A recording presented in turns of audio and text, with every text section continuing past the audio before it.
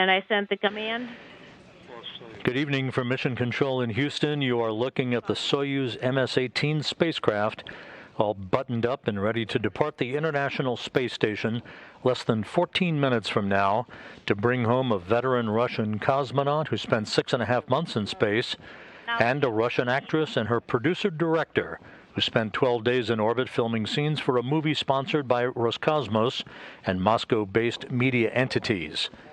Clad in their Russian Sokol launch and entry suits and strapped into their seats in the descent module of the Soyuz are veteran cosmonaut Oleg Novitskiy, flanked on his left by spaceflight participant Klim Shipenko, and on his right by actress Yulia Peresild. Shipenko and Peresild launched to the International Space Station back on October 5th on the Soyuz MS-19 spacecraft, arriving on the complex some 3 hours later. They spent the past 2 weeks shooting scenes for the movie titled Challenge, in which Peresild portrays a surgeon launched to the station to attend to an ailing crew member. Now the task at hand is coming home to a high-speed entry back to Earth and a landing northeast of where they launched from, a desolate patch of land on the steppe of Kazakhstan, about 92 miles to the southeast of the remote town of Zhezkazgan. Sunrise is scheduled at the landing site in about 30 minutes, with the weather forecast calling for clear skies and temperatures in the 40s to greet the trio as they come home. Television video connected. Correct. Oleg Novitskiy will be returning to Earth with an impressive log. To his credit, he will have spent 191 days in space during expeditions 64 and 65, a mission that covered 3,056 orbits of the Earth, he having traveled 80.9 million miles on this mission. Once he lands a few hours from now in Kazakhstan, Novitskiy will have logged 531 days in space during his 3 flights. He also conducted the first 3 spacewalks of his career in excess of 22 hours in the void of space. For the 2 spaceflight participants coming home with Novitskiy, their statistics equally impressive: 12 days in space, 192 orbits of the Earth, a mission spanning 5.1 million miles. Shipenko and Peresild are all set to come home. The Russian search and recovery forces, called Rosaviatsa, will be poised to recover the crew, extract them from the Soyuz spacecraft following the landing that is scheduled at 11:35 and 42 seconds p.m. Central Time, which will be 10:35 and 42 seconds a.m. Kazakhstan time at the landing site on Sunday morning. Ready for... About 4.5 hours ago, Peresild, Shipenko, and Novitskiy bid farewell to their crewmates on the station, including cosmonaut Anton Shkaplerov, who they launched with on October 5th. They then floated into the Soyuz vehicle to suit up and conduct leak checks of their suits and the docking interface between the Soyuz and the Naoka multipurpose laboratory module to which it is attached. This is a replay of the video that showed the 3 crew members getting inside the Soyuz vehicle and ultimately Shkaplerov closing the station hatch on the other side of the Soyuz hatch that you saw swinging closed just a moment ago. Hatch closure occurred at 3:41 p.m. Central Time, and the hatches were formally and finally latched for good at 4:54 p.m. Central Time. The 3 crew members aboard Soyuz, who had earlier activated their spacecraft, conducted leak checks of their Sokol suits, as well as the docking interface between the Soyuz and the Naoka multipurpose laboratory module, as the countdown clocks here in Mission Control are ticking backward, less than 8 minutes away from the issuance of the command to begin the opening of the hooks that hold the Soyuz to Naoka. It will take about 90 seconds for those hooks to disengage, and at 8:14 p.m. Central Time, 9:14 p.m. Eastern Time, there will be physical separation by the Soyuz from the Naoka multipurpose laboratory module. Springs on both sides of the docking interface will push off against one another, and the Soyuz will be on its way home. Copy. You will be hearing the interpreted discussions between Russian flight controllers at the Russian Mission Control Center in Korolyov outside Moscow with the crew on board the Soyuz. They will refer to the call sign for Novitskiy of his spacecraft, which is Kazbek. Kazbek being one of the major mountains in the Caucasus and one of the highest peaks in Russia. That is what Novitskiy has used throughout his career as the call sign for his Soyuz vehicle. The landing by the Soyuz a few hours from now in Kazakhstan will be the first landing by an all-Russian crew since Sergei Zalyotin and Alexander Kaleri returned to Earth on June 16, 2000 on the Soyuz TM-30 spacecraft after they spent time decommissioning the Mir space station. The last time a Soyuz returned to Earth without a U.S. astronaut on board was September 12, 2015, when a Russian cosmonaut, a European visiting crew member, and a Kazakh cosmonaut landed in Kazakhstan. S-17 command. Yes, you can go ahead and issue S-17 headlight power. И действия в рамке, которые по указанию Земли тоже можно выдать. R7 команда. And also R5 один раз. R5, that is in. At this hour, the International Space Station is flying from southwest to northeast over western China at an altitude of 258 miles. Everything is in readiness, the station in good shape, as is the Soyuz MS-18. This is the spacecraft that Novitskiy launched on, along with NASA astronaut Mark Vande Hei and Russian cosmonaut Pyotr Dubrov back on April 9th. Peresild and Shipenko, the two spaceflight participants, as we mentioned a moment ago, launched on the Soyuz MS-19 spacecraft back on October 5th. With Anton Shkaplerov, he stays on board the station and will come home at the end of March with Vande Hei and Dubrov. Vande Hei and Dubrov are expected to log 355 days in space. That will mark the longest mission, single mission, by an American astronaut in history. At the moment of undocking, Expedition 65 will formally come to an end, and Expedition 66 will formally begin under the command of European Space Agency astronaut Thomas Pesquet, who will remain the commander of the station for the next couple of weeks until he hands over command of the complex to Anton Shkaplerov. Pesquet is scheduled to return to Earth with his Crew Dragon crewmates, Shane Kimbrough, Megan MacArthur, and Aki Hoshide of the Japan Aerospace Exploration Agency in early November. From the external camera. Less than 4 minutes away now from the initiation of the undocking command to begin the opening of the hooks, holding Soyuz in place. A good view of the Soyuz docked to the Naoka multipurpose laboratory module, which arrived at the station in late July, one of the largest modules on the International Space Station.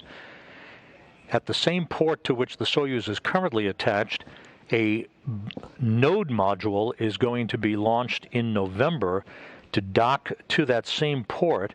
That will provide multiple docking ports for Russian vehicles, both Soyuz and Progress vehicles, in the future. Moscow Station, space to ground 1. Go ahead.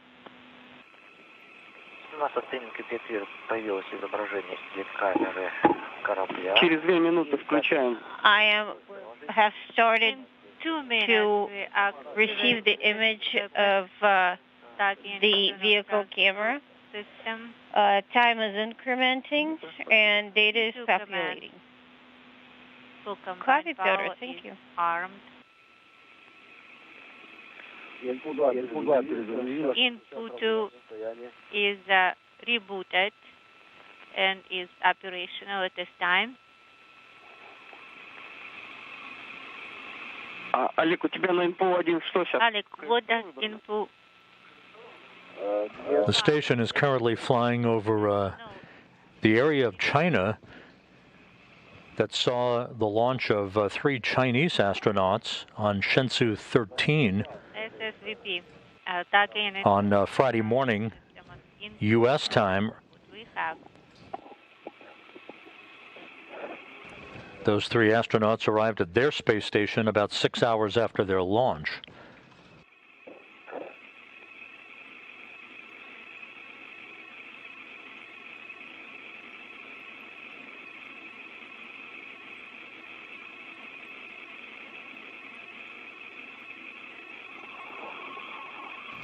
Everything is in place, so the Russian search and recovery forces will be departing Karaganda, Kazakhstan, the staging city for the recovery operations, to head to Zhezkazgan, and then will board Russian Mi-8 helicopters to fly the short distance, about a 30-minute helicopter ride down to the landing site to begin to recover the crew following touchdown.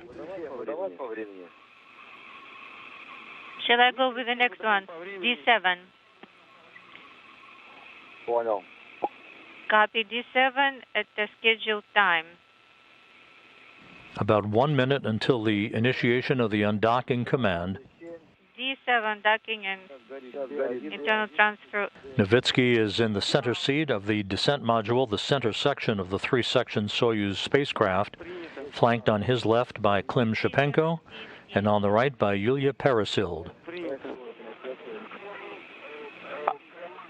Олег, выбери на input 2 формат сближения. On input 2, could you please select rendezvous display? Очень громко. Принял. 4-12, команда D17. D17. Да, подтверждаю. Подготовлена. G17, probe latches retracted. Command is armed.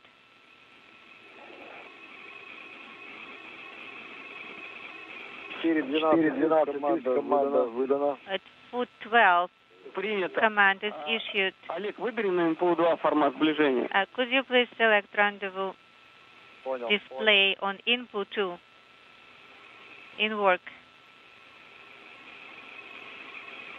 Выбрал. Selected.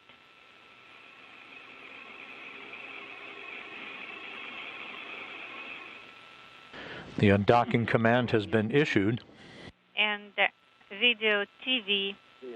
and the report is that hooks are now driving open. Copy. We're expecting physical separation Issued. at 8:14 p.m. Central Time, 9:14 p.m. Eastern.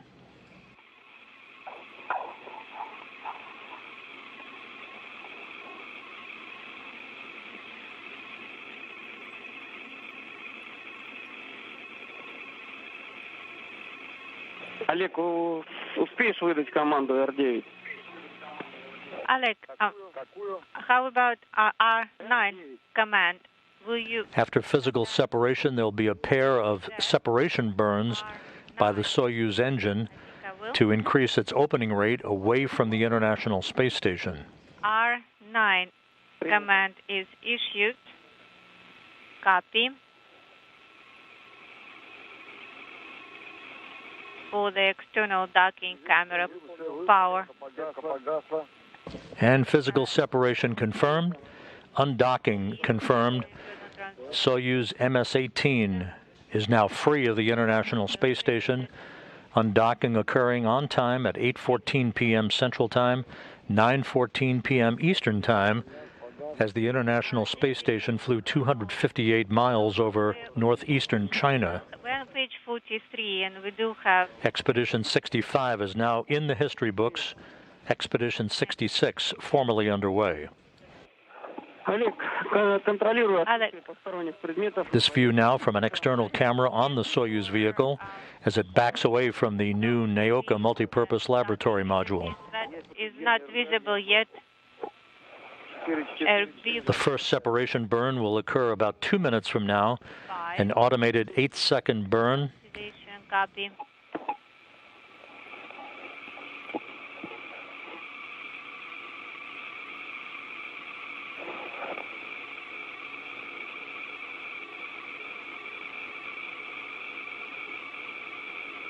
Так, мне на камере не видно ничего. I don't see anything with the camera at this time. Input 2 is in the way. Так, ну ты контролируй ПВСК. Check via OSK. ПВСК такой же узел не виден. That's Информация движения на МПО. not visible. I'm on info 1 and the docking node is clean. Принято. Copy. The report from Oleg Novitskiy on the condition of the Naoka multipurpose laboratory module docking port. Прошло 2 минуты. It has been 2 minutes. Checking depot.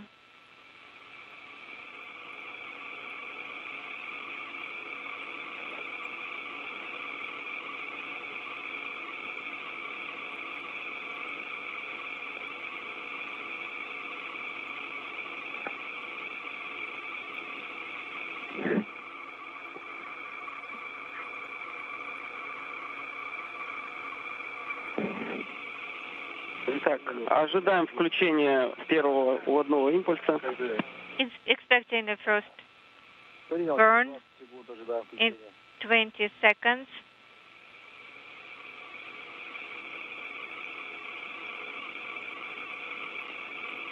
Десять секунд. 10 seconds.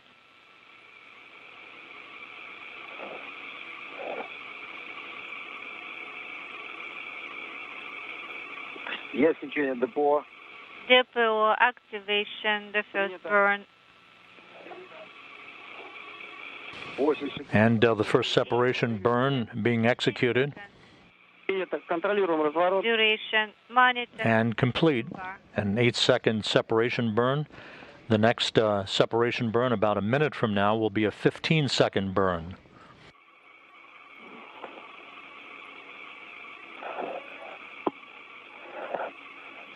Novitskiy, Peresild, and Shipenko leaving the International Space Station. No, you're not going to have the maneuver in this. The actress and her producer-director leaving a high-flying movie set that they spent 12 days shooting scenes for a film entitled Challenge.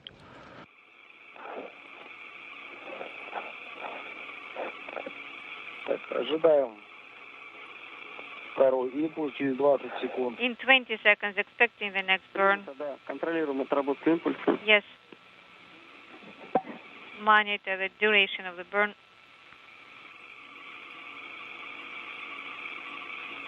Так, 5 секунд. 5 seconds. Есть работа депо. Depot activation. Second burn underway. Copy. This increases the opening rate.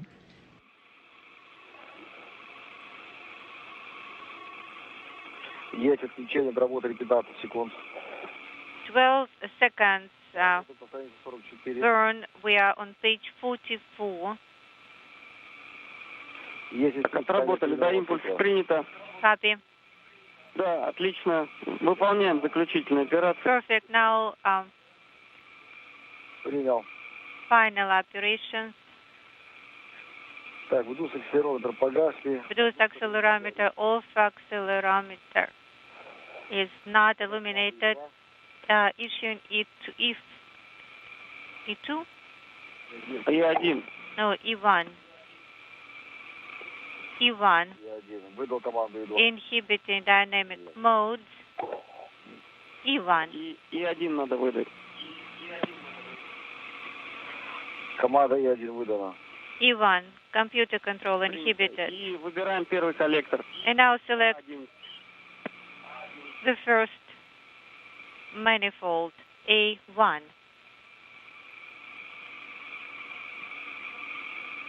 Two good burns and on-time departure for the Soyuz MS-18 with Novitskiy, Peresild, and Shipenko on board.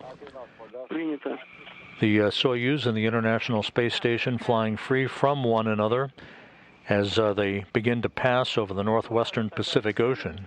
Фару. Now deactivate docking and internal transfer system and the headlight.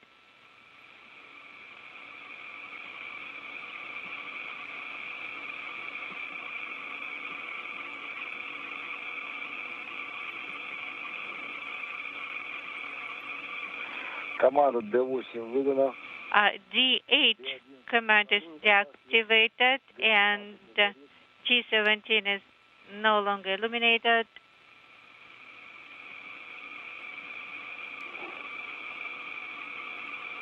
F11 не горит. F11 not illuminated. Принято. Copy. S11. Так, фара выключена. The headlight is off. Issuing V18 command. Все верно. Correct. The upper section of the Soyuz, the bulbous section, is called the orbital module. The 3 crew members are strapped in their seats in the center section, called the descent module. That's the section that returns to Earth for its landing in Kazakhstan. The lower section, the white trunk, and the solar arrays, that's the instrumentation and propulsion module. The deorbit burn that we'll discuss in more detail a few moments from now will set the stage for the Soyuz to begin its return to Earth and its descent back into the atmosphere. About 30 minutes after the deorbit burn, the pyrotechnic separation of those 3 sections will take place. Thank you, guys. It's good to see you. See you again in half a year. Контролирую параметры КДУ. Oleg, let's check KDU parameters. После этого можно будет...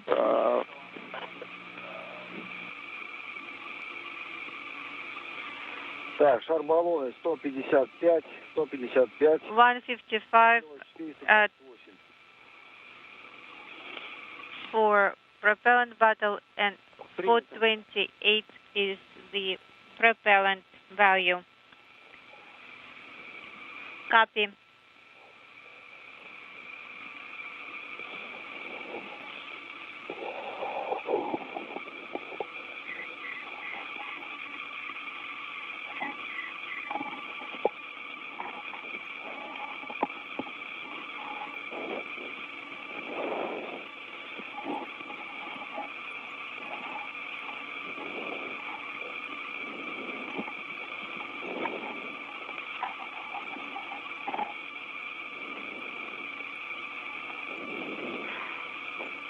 Так, готов выдать команду.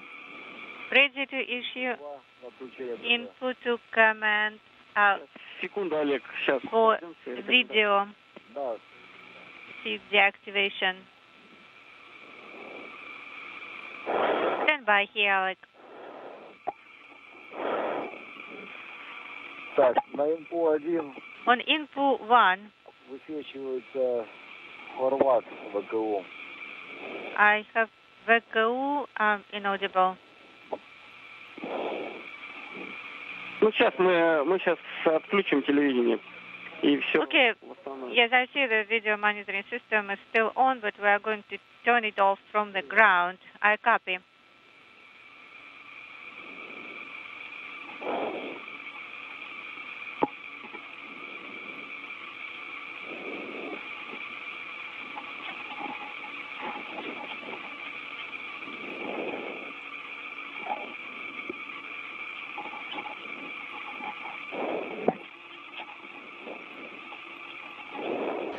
Once again, you're looking at the Soyuz MS-18 spacecraft with Oleg Novitskiy, the veteran Russian cosmonaut, Russian actress Yulia Peresild, and producer-director Klim Shipenko on board.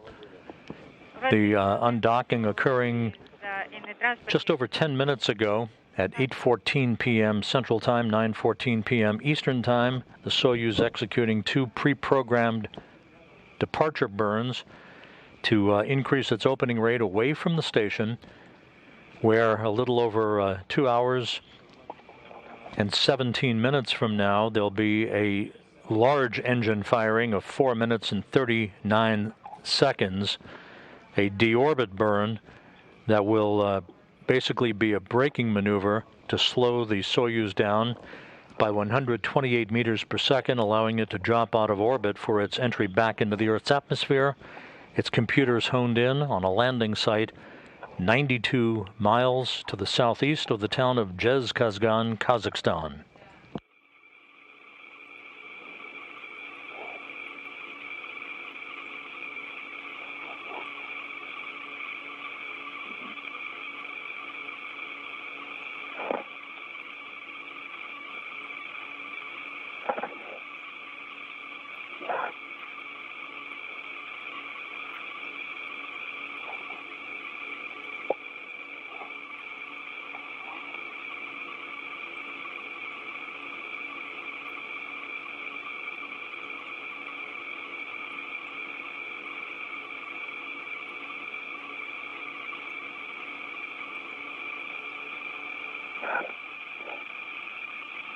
Олег, можно выдать команду. Вот сколько. Oleg, you can go ahead with the next command. This is not the only Russian vehicle movement for this upcoming week. On Wednesday, the unpiloted ISS Progress 78 craft will undock from the Poisk module on the space-facing side of the Russian segment of the station, back away to a distance of just over 100 miles from the station, and then conduct a re-rendezvous and an automated redocking to the same Naoka docking port that the Soyuz just departed from, the redocking occurring on Thursday night. That is designed to enable the Progress 78 to work in tandem with the Naoka's propellant system to conduct a leak check of that propellant system on the new multipurpose laboratory module in advance of using Naoka for attitude control, orientation control of the station. Copy.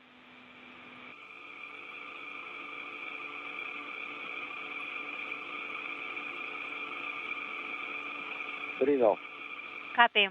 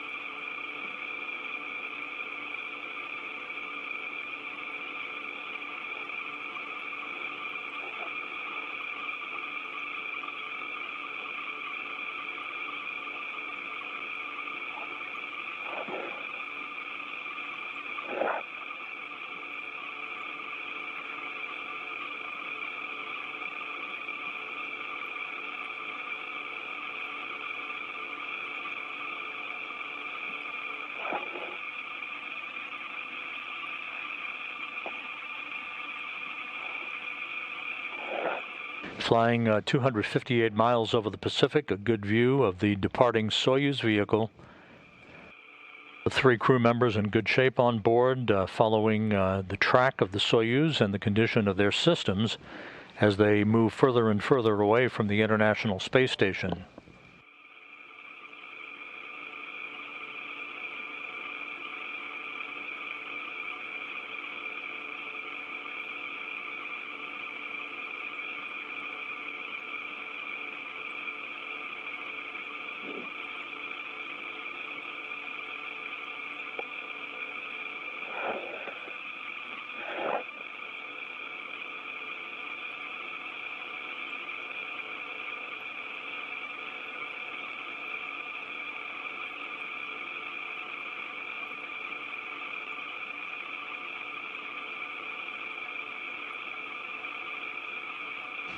At this point, the crew on board the Soyuz has a bit of free time.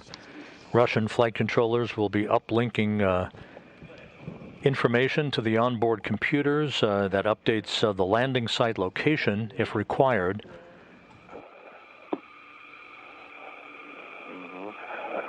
The crew shortly will report on its readiness to begin its descent after the deorbit burn that is planned at 10:41 and 46 seconds p.m. Central Time.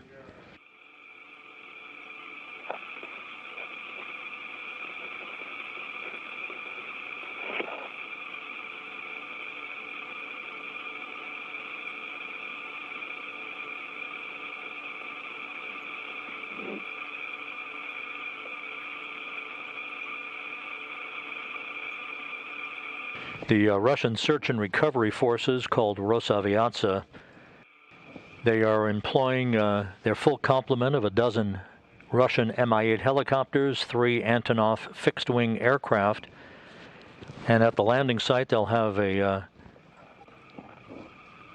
variety of all-terrain vehicles to assist in the extraction of the crew from the Soyuz vehicle following its landing. The crew will have a few minutes to get its land legs back a bit as they sit in chairs near their capsule following their extraction. They'll be then carried in those chairs to a nearby inflatable medical tent to get out of their Sokol launch and entry suits and into more comfortable flight clothing. They will be brought back to 3 respective helicopters for a flight of almost 2 hours back to the staging city in Karaganda, Kazakhstan, where they will board a Gagarin Cosmonaut Training Center aircraft to fly back to their training base in Star City, Russia, outside of Moscow.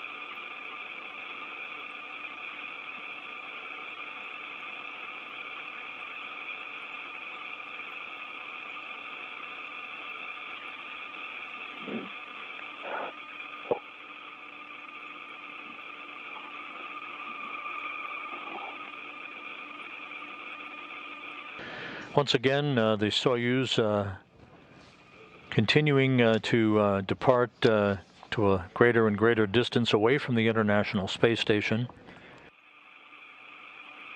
The timeline from this point calls for the Soyuz to reach its deorbit burn distance from the station just a couple of hours from now. The deorbit burn to be executed at 10:41 and 46 seconds p.m. Central Time, 11:41 and 46 seconds p.m. Eastern. It will be a 4-minute 38-second braking maneuver, retrograde, to slow the Soyuz down by 128 meters per second, allowing it to drop out of orbit for its descent back to Earth. Right after the deorbit burn is executed, the orbital module, the uppermost section, the bulbous section of the 3-section Soyuz vehicle, will be depressurized. That will set the stage for the pyrotechnic separation of the 3 sections of the Soyuz some 29 minutes after the deorbit burn itself. The module separation, that pyrotechnic separation of the 3 sections, is scheduled at 11:10 p.m. Central Time. just before atmospheric entry.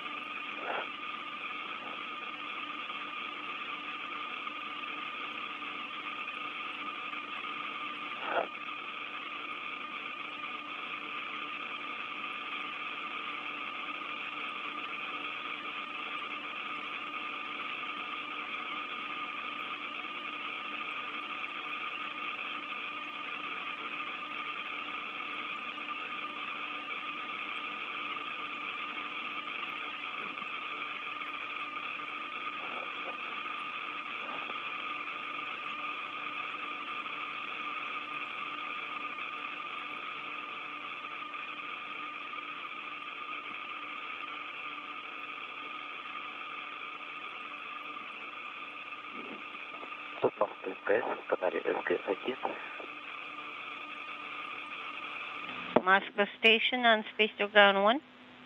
Go ahead, Peter. Выполнил заключительные операции по радиограмме 0520. And radiogram 05 20. All steps are complete. And all files are in directory named after the number of the radiogram. I need you to go to reposition the MLM Soyuz PEV to closed position. Oh, we copy that. We'd like you to stick to the timeline, the time of transitioning the MLM Soyuz PEV to closed position. Actually, I have a correction to make. The specialist just told me that they're ready for PEV to be closed. Copy in work.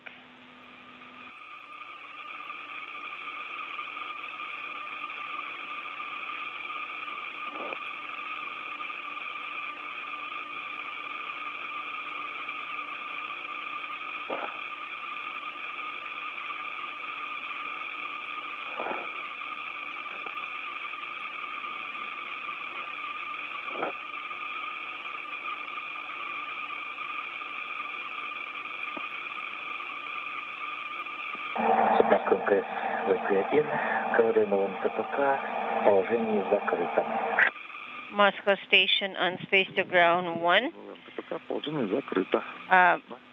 MLM Soyuz PEV is in the closed position. Copy, Peter. Thank you.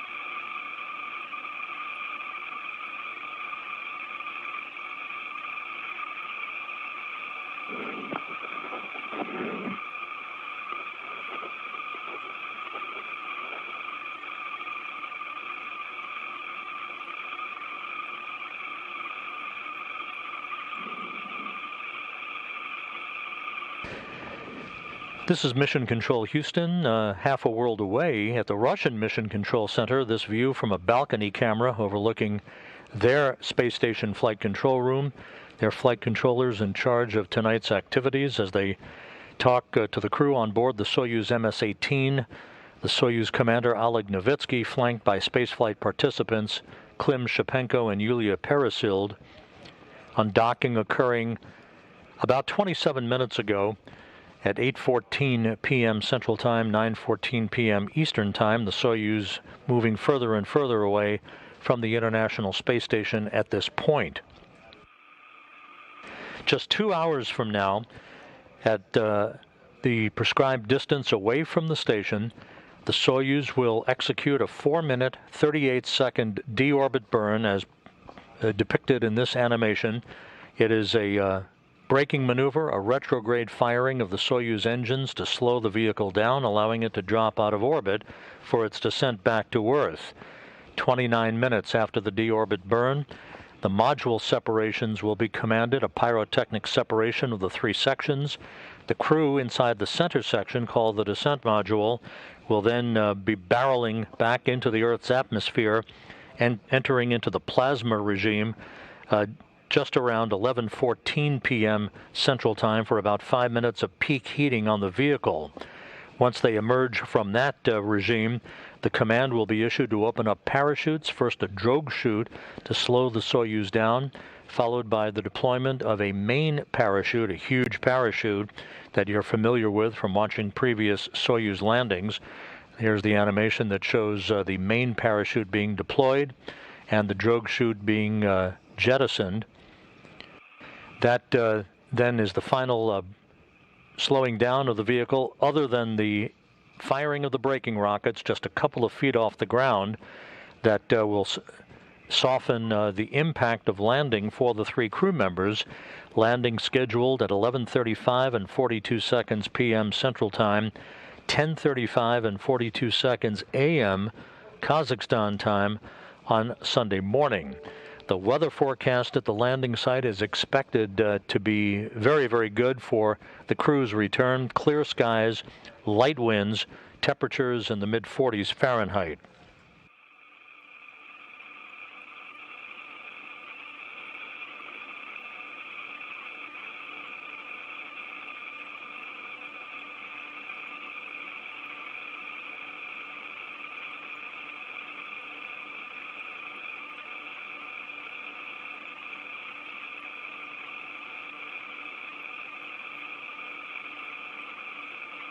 So with the Soyuz having undocked on time, with the 3 crew members on board, everything is in readiness for their return to Earth.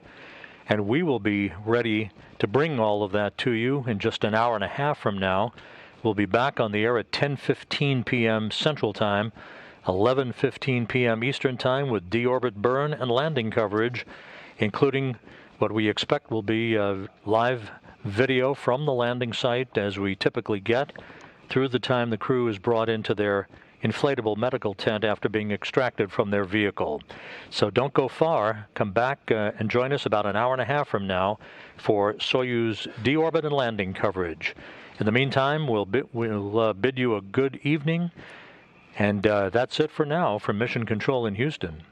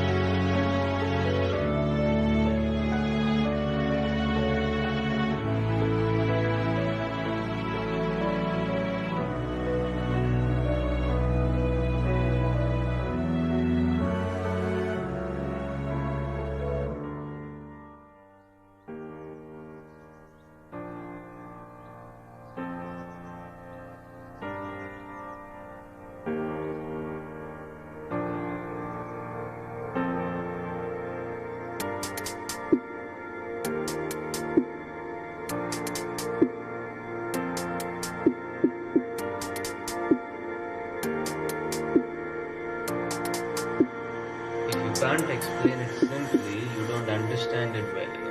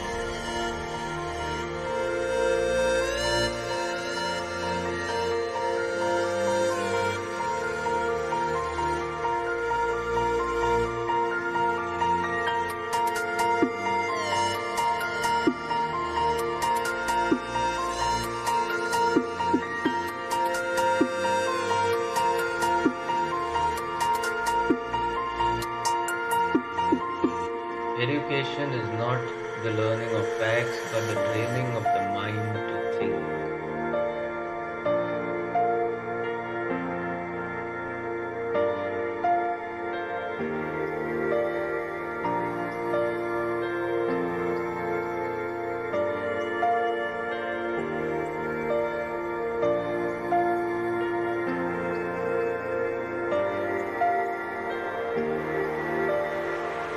They never think of future.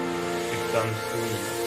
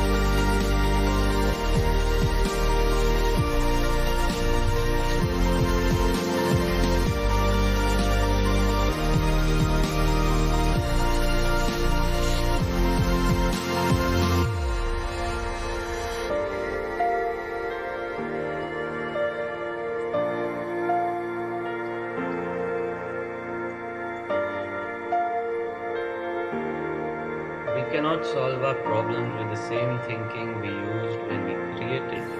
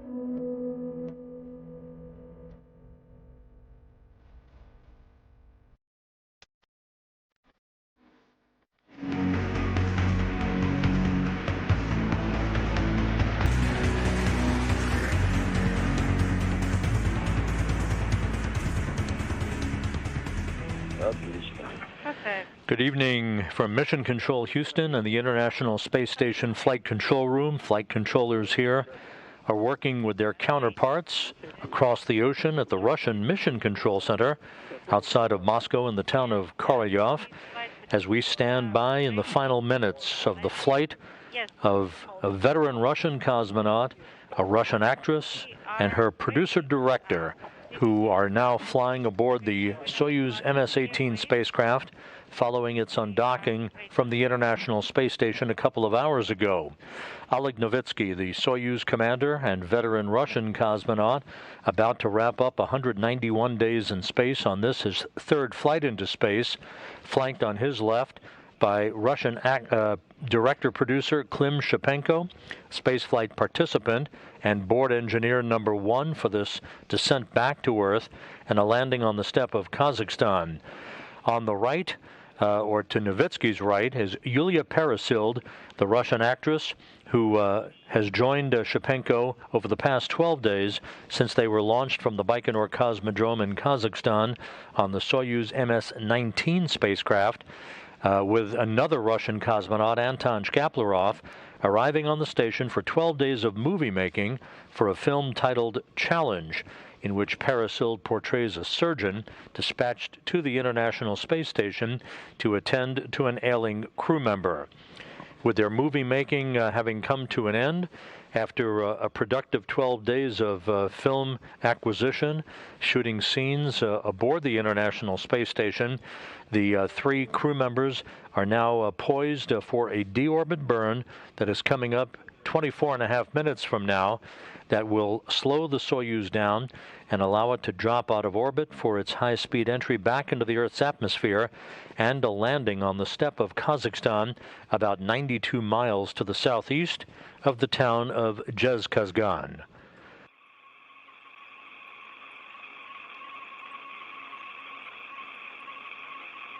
As mentioned just a bit over 2 hours ago at 8:14 p.m. Central Time, 9:14 p.m. Eastern Time, the Soyuz MS-18 undocked from the Nauka multipurpose laboratory module on the Earth-facing side of the Russian segment of the International Space Station. Hooks were driven open, holding the Soyuz to Nauka, and springs on both sides of the docking interface pushed off against one another to enable physical separation.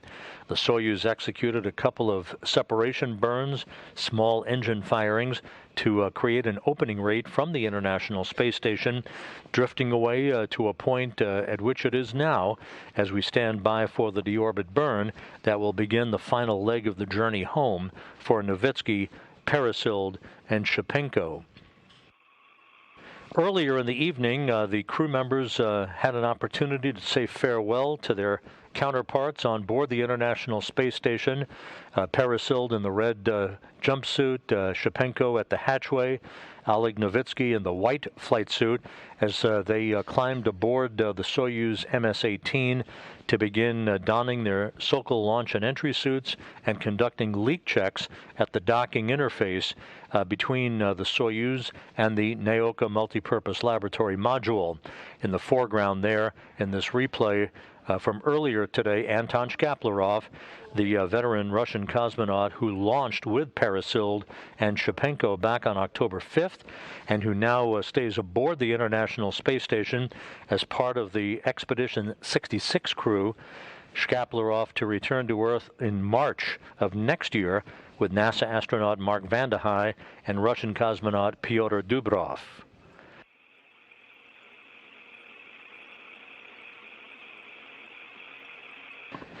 When Novitskiy lands on the steppe of Kazakhstan, with that landing scheduled at 11:35 and 42 seconds p.m. Central Time tonight, just about an hour and a half from now, he will have chalked up 191 days in space on this, his third flight into orbit. On this particular mission, he will have completed 3,056 orbits of the Earth in a journey that has spanned 80.9 million miles. Novitskiy's 3-flight total is now going to stand at 531 days in space. He also conducted 3 spacewalks during the mission, including the initial outfitting of the new Naoka multipurpose laboratory module that arrived at the station for its automated docking in late July.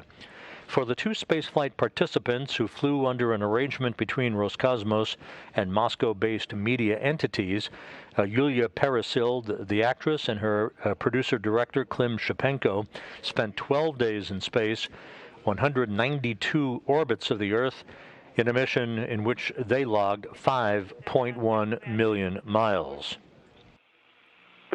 Copy. Doing good on board. Can hear you loud and clear. Same here.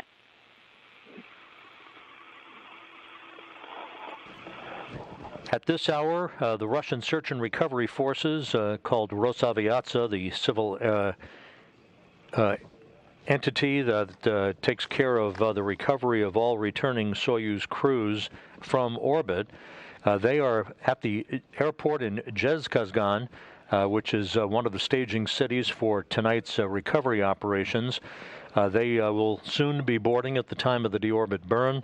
Russian Mi-8 helicopters, rotors spinning, for about a 35-minute helicopter ride down to the landing site, ultimately arriving in a racetrack pattern around the landing zone to await the arrival of the Soyuz under its large main parachute.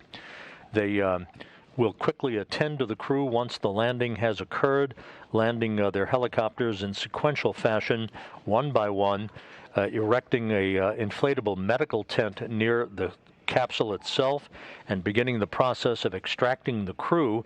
It should be Novitskiy out of the spacecraft first, since he is in the center seat of the Soyuz, followed by Shipenko and Peresild. They'll have a few minutes to get their legs back, their land legs back, after their time in a weightless environment, as they sit in those chairs near their capsule before being carried into that inflatable medical tent to get out of their Russian Sokol launch and entry suits and into more comfortable clothing. They'll be brought back to 3 different helicopters waiting in that landing zone to fly about 2 hours back to the staging city of Karaganda, Kazakhstan, where they will then board a Gagarin cosmonaut training center aircraft for a flight back to the training base in Star City, Russia, outside of Moscow. This is the first time that an all-Russian crew has returned home in a Soyuz spacecraft since June 16, 2000, when cosmonauts Sergei Zayotyn and Alexander Kaleri landed in a Soyuz vehicle after decommissioning the Mir space station.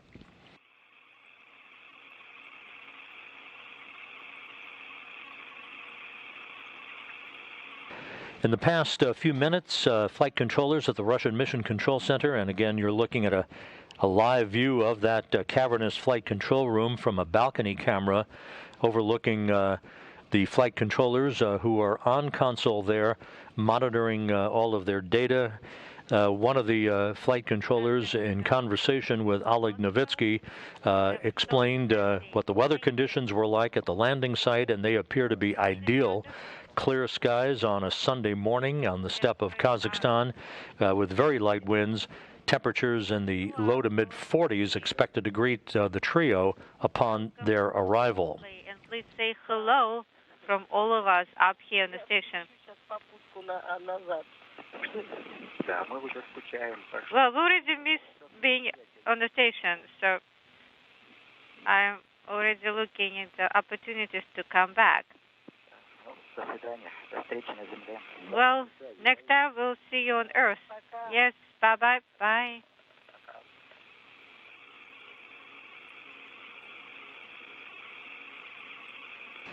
A brief exchange between Anton Shkaplerov on the International Space Station and the crew aboard the Soyuz, wishing them all the best as they soon will begin their journey back to Earth with a deorbit burn just 17 minutes from now. This will be a 4-minute, 38-second retrograde firing of the Soyuz engines that will slow the Soyuz down by 128 meters per second, allowing it to drop out of orbit for its return to Earth. Some 29 minutes after the deorbit burn, there will be a pyrotechnic separation of the three sections of the Soyuz. The module separation coming at an altitude of about 140 kilometers. This will enable the descent module, where the crew is strapped in to their respective seats in their Sokol launch and entry suits, to be traveling in the direction that will enable the Soyuz to enter the region of plasma, the peak heating region, where the heat shield will repel temperatures building up to about 2,500 degrees around the spacecraft for 5 minutes of a fireball, basically, that the crew will be descending back to Earth in. Once they exit that plasma regime at an altitude of about 37 kilometers, the next major milestone will come at 11:21 p.m. Central Time, 12:21 a.m. Eastern Time, when the command will be issued to open up the parachutes. First, a drogue chute will be deployed, followed by the main chute at 10.7 kilometers in altitude. The jettisoning of the heat shield will follow, and that will expose the braking rockets at the base of the Soyuz, along with the altimeter that will send information back to the onboard computers to calculate its rate of descent and its altitude above the Earth. And finally, the braking rockets will fire just a few seconds before touchdown, and the crew will be back on Earth. Landing is scheduled 92 miles to the southeast of Zhezkazgan, Kazakhstan, at 11:35 and 42 seconds p.m. Central Time, which will be 10:35 and 42 seconds a.m. Kazakhstan time at the landing site.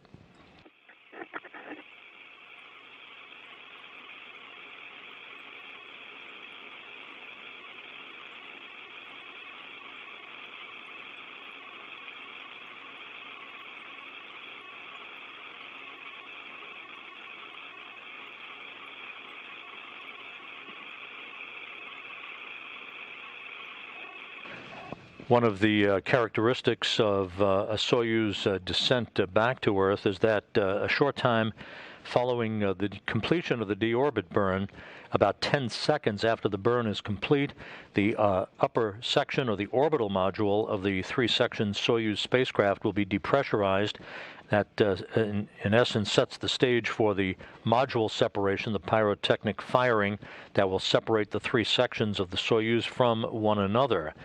The Soyuz will move just right after that to a range of some 125 kilometers away from the International Space Station, at which time VHF voice communications is expected to be at best ratty and perhaps unavailable, as the geometry of the Soyuz antennas and the antennas on the International Space Station becomes no longer useful for voice communication back to the ground. You'll hear a beep, beep, beep sound. That is the radar system on the Soyuz communicating beacon signals, basically.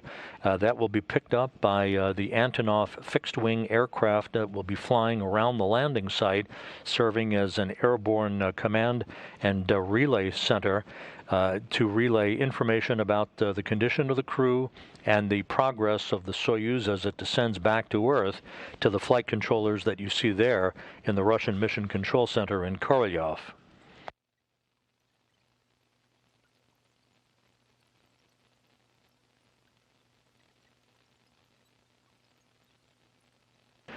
Coming up on about 12 and a half minutes until the deorbit burn, everything on the Soyuz is in good shape. The crew reported to be in good shape and good spirits on board as they prepare for the final leg of their journey back to Earth and a completion of 12 days of movie making aboard the International Space Station. The Expedition 66 crew on board the station, which is asleep at this hour, with the exception of the two Russian cosmonauts, Anton Shkaplerov and Pyotr Dubrov, they are now a new increment, the Expedition 66 increment, beginning formally at the time of the undocking of the Soyuz a little over 2 hours ago. The commander of the space station, European Space Agency astronaut Thomas Pesquet, will be in control of station operations for the next couple of weeks until he hands over command of the station to Shkaplerov before Pesquet returns to Earth himself with his Crew Dragon crewmates of Shane Kimbrough, Megan MacArthur, and Japan Aerospace Exploration Agency astronaut Aki Hoshide. They are scheduled to return to Earth in early November. You're feeling great? And everything's good?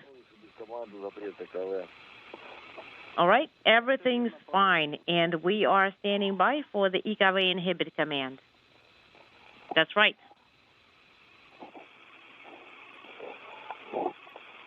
The Russian flight controllers told Novitskiy a short time ago that because the communications between the ground and the Soyuz spacecraft are expected to be somewhat intermittent at best, perhaps non-existent, they have advised him to continue reporting on the condition of the Soyuz and the condition of he and his crewmates, even if there's no response that he hears on board from the Russian flight controllers.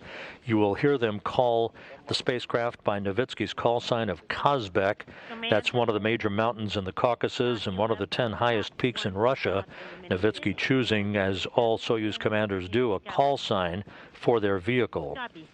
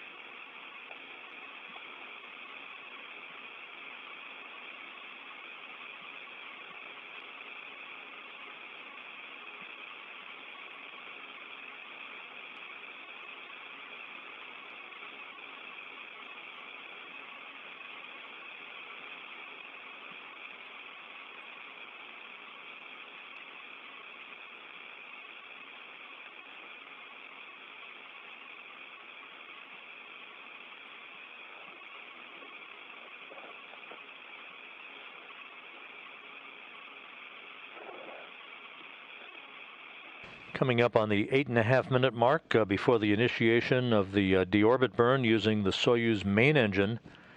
Again, this will be a 4-minute, 38-second retrograde maneuver, a braking maneuver, to slow the Soyuz down by 128 meters per second.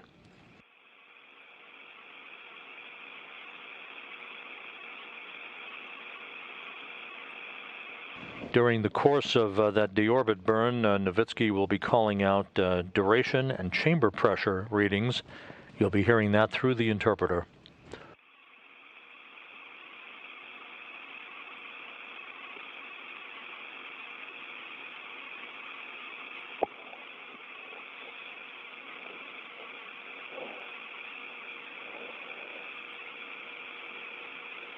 Так, есть разворот. Maneuver confirmed, and that's on display 42. Copy. Oleg, I confirm in attitude, and I'm sending the unintelligible command.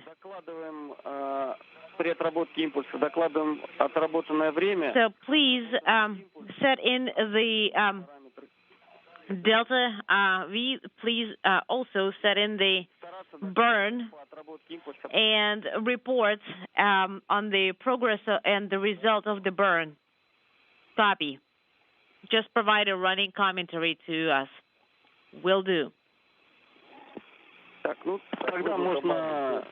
I sent T Tango 3 command and S9 command.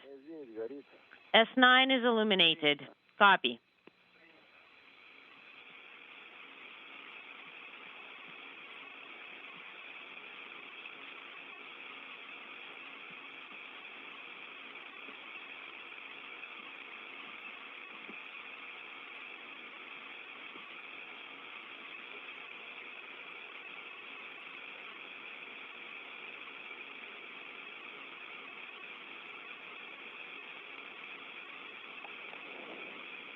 The Soyuz is reported to be in the correct orientation for the deorbit burn that will begin less than 6.5 minutes from now.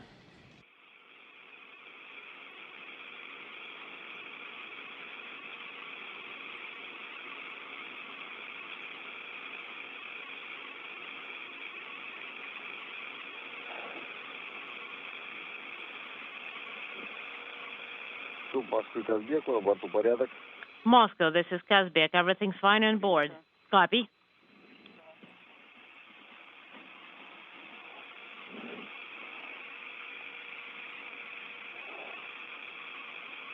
Олег, на INPO-1 формат контроль. Oleg, please select control on display on the input panel 1. And just wanted to say that in attitude is set to maneuver. Great. We can actually look at the table that's on the control display. Принято. Copy.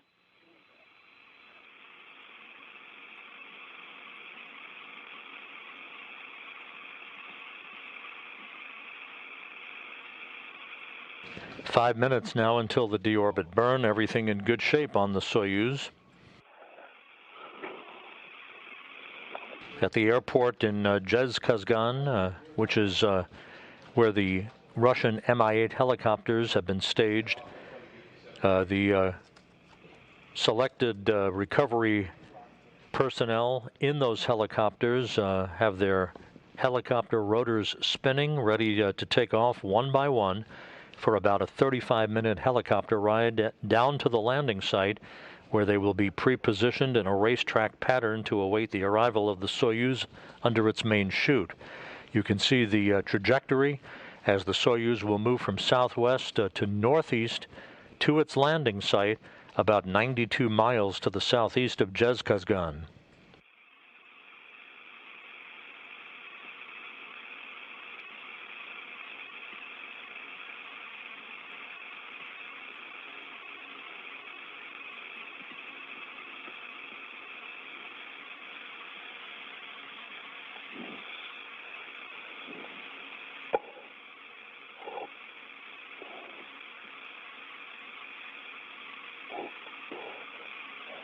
Олег, за минуту до включения двигателя. Oleg, 1 minute prior to thruster activation, please monitor BIOS power supply and GSO in attitude. Copy.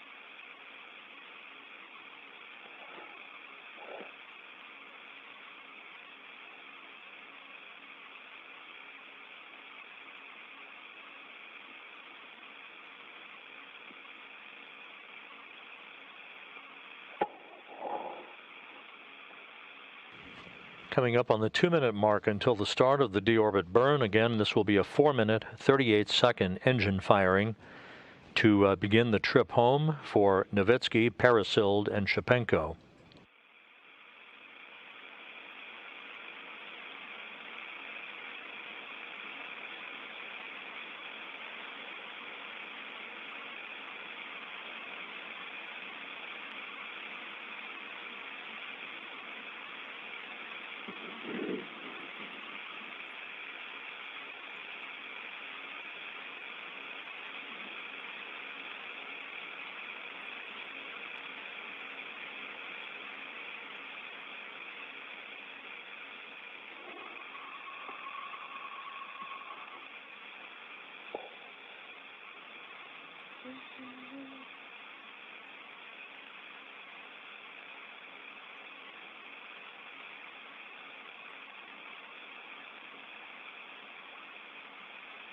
1 minute till the deorbit burn begins.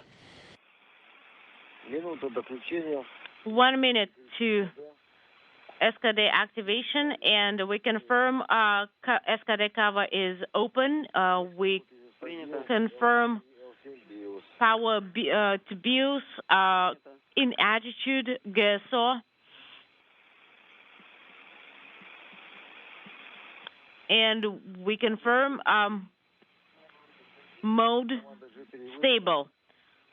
G3 command for COM session activation has been sent. We copy. BIOS and SUS are ready. 10 seconds from the deorbit burn.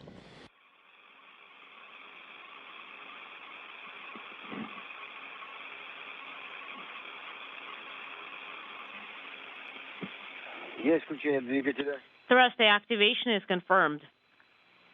Deorbit burn is now underway.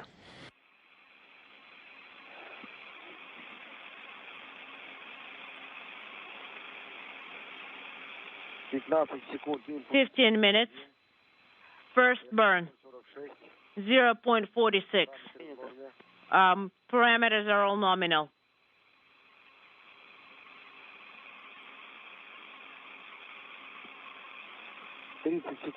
30 seconds.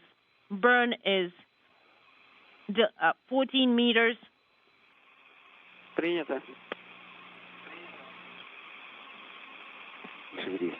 Copy. Good parameters so far being reported by Novitskiy on board the Soyuz MS-18.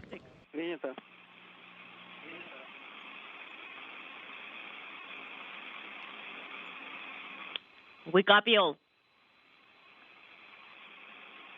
1 minute, 10 seconds. All parameters are nominal. 3:47. We copy.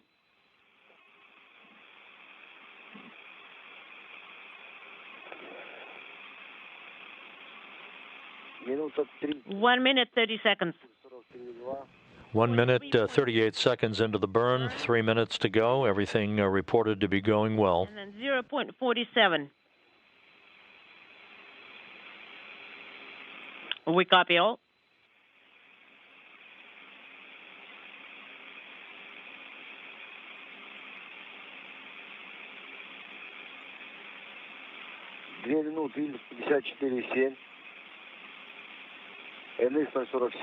Параметр норма.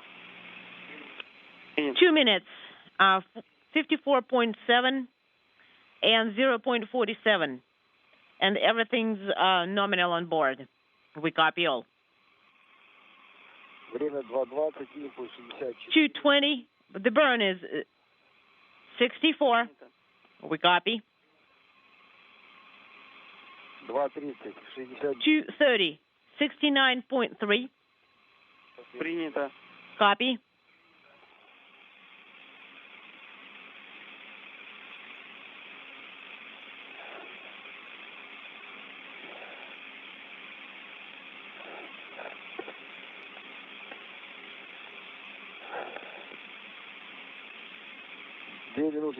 Two minutes, 55 seconds. 81.9 and then 0.48. And all parameters are nominal.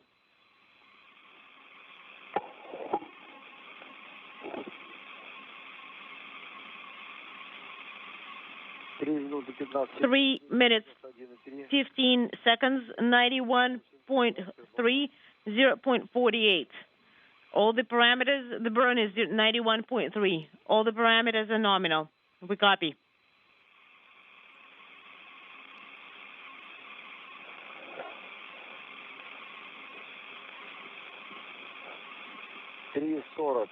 $3.40. Burn is 102.5. 0.48 is a second number, and everything's fine on board. Copy. Less than a minute left in the deorbit burn, everything going well. 4 минуты. 4 minutes. 112.5 for the burn. Copy.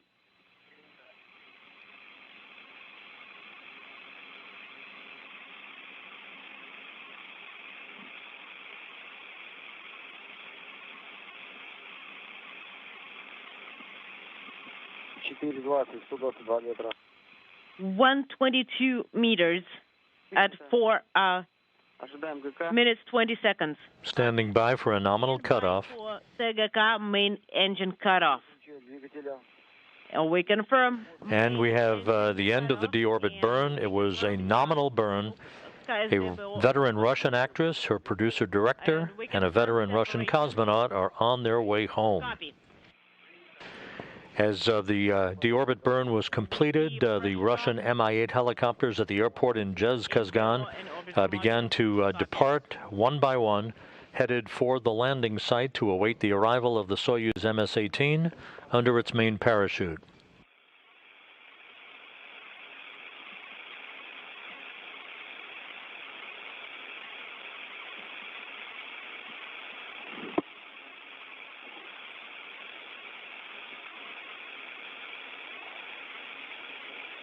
Так, работа по странице 56. And I'm moving on to page 56.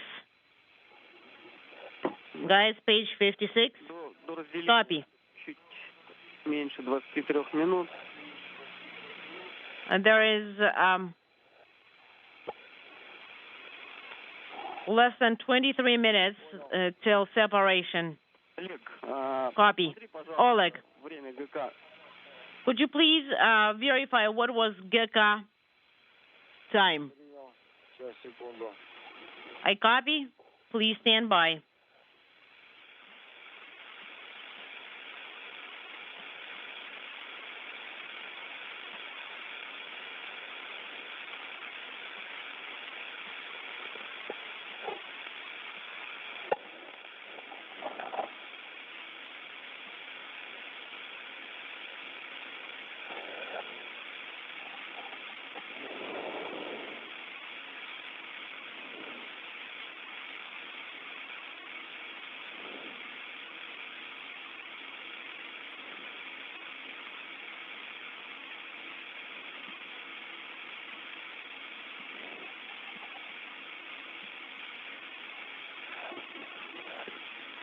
Так, ГК 06. GK 19. 064619. 6:19. Okay? 064619. Right. Какой импульс отработали? And could you please check what burn are you done with? 7,99. Well, it was 127.99 for the burn. Wonderful.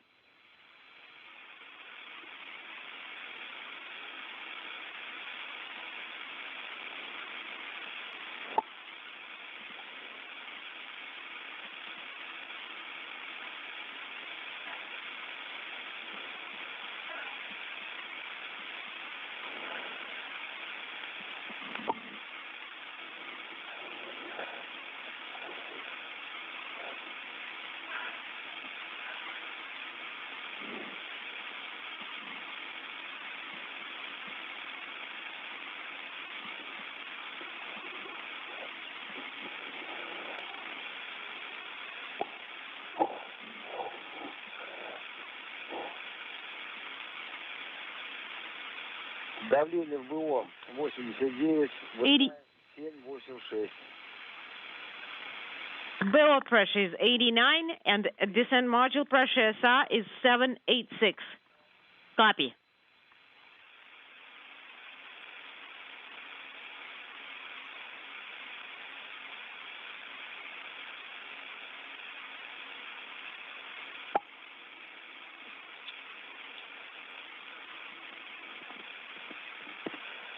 Так, по странице 56, не позднее переделили минус. All right.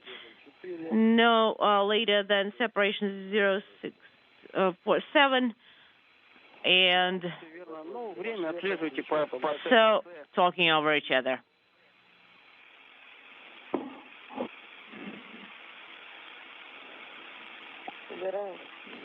So no later T separation minus 0.6.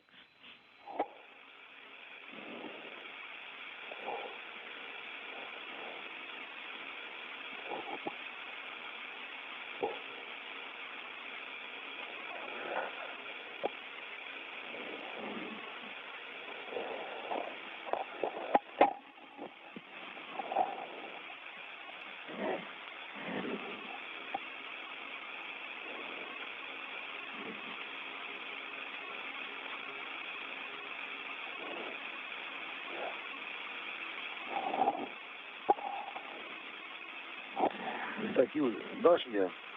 Yulia, could you give me the rotational hand control? It needs to be in the transport position.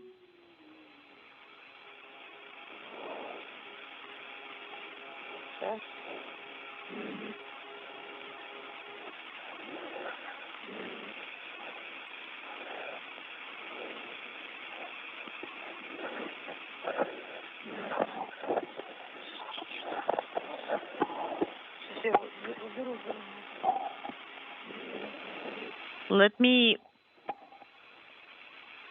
stow this one.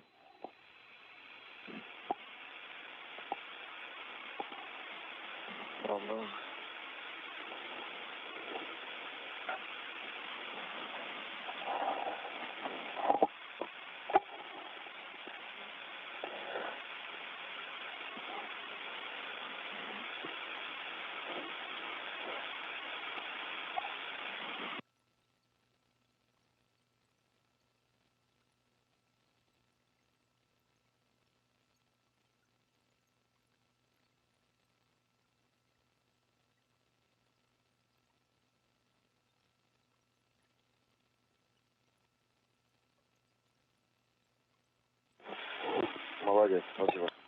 Good job. Thank you so much. Так, и Рус мне передашь? And could you give me the hand controllers? Yes, of course.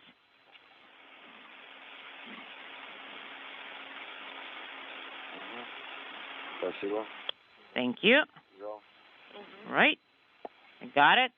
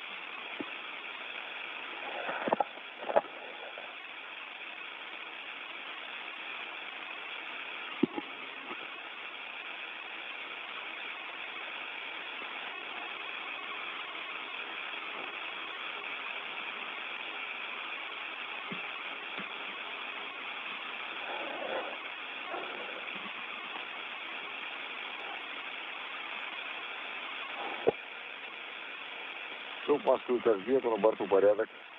Moscow, this is Kazbeki. Everything's fine on board. Copy. Слышим вас хорошо. And we read you loud and clear.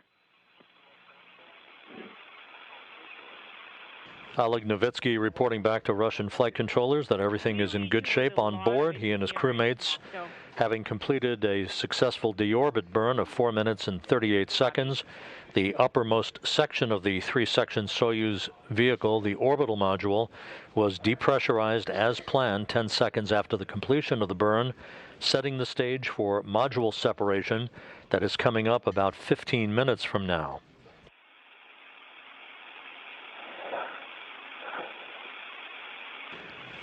We're about 2 minutes away from the point at which the Soyuz will be too far away from the station to ensure solid VHF voice communications. Sometimes those communications will hang in there for a bit longer, sometimes not, based on the geometry of the Soyuz antennas and those on the International Space Station. So we'll be standing by to see what kind of comm we have as the crew descends back to a landing site 92 miles to the southeast of Zhezkazgan.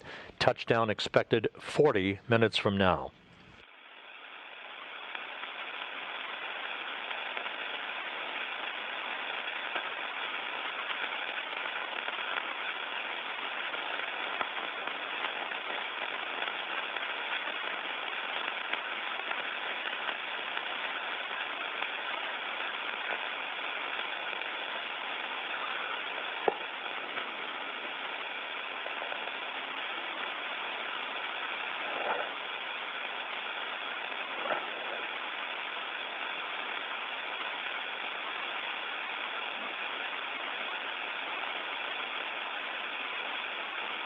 All the events of the day have gone as planned. The crew on the Soyuz vehicle having said farewell to their space station colleagues who they spent the last 12 days with in the case of Peresild and Shipenko, and for Novitskiy the last 6.5 months. The hatch was closed on the Soyuz vehicle. On board.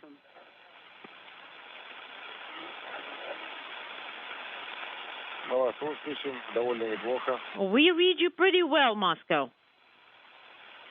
Принято. Copy.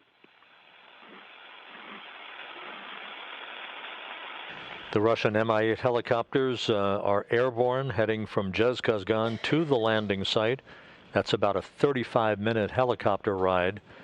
Once at the landing site, they will fly in an oval-shaped racetrack pattern, awaiting the arrival of the Soyuz. Its voice and data communications to be relayed through an Antonov fixed-wing aircraft that is essentially a flying command and control center relaying data and information back to the Russian mission control in Korolyov.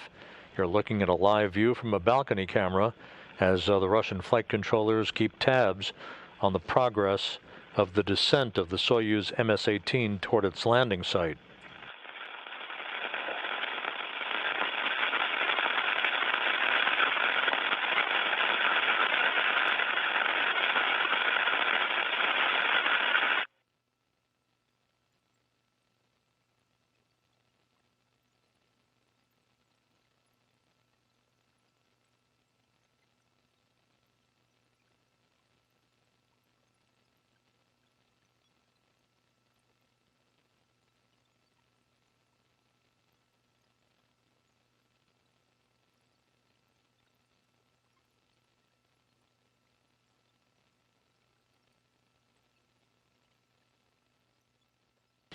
And at the moment, we're at the point at which voice communications were expected to become choppy or to be lost altogether for a time.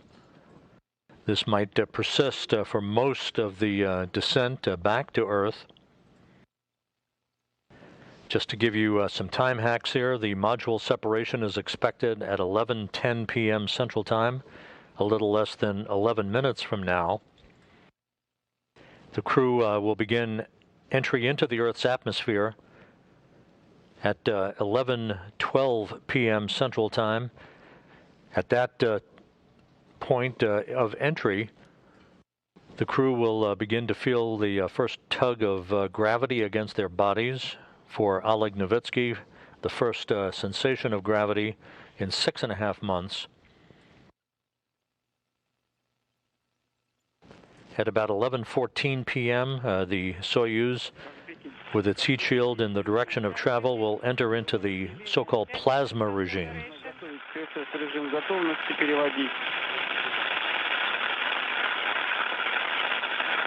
Readiness mode in order. Copy.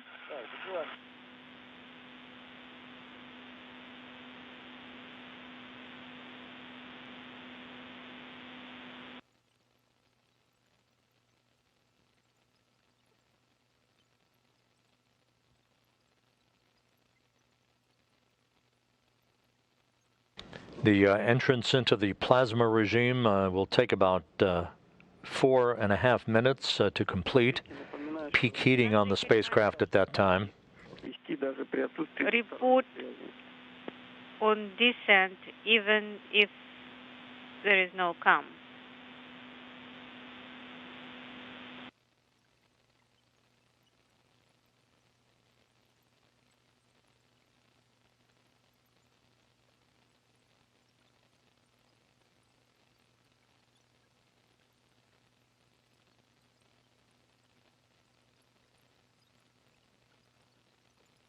The landing sequence is very interesting. The parachute deployment sequence for the Soyuz is triggered by a barometric pressure sensor when the atmospheric pressure is measured at about 41,000 feet above the ground.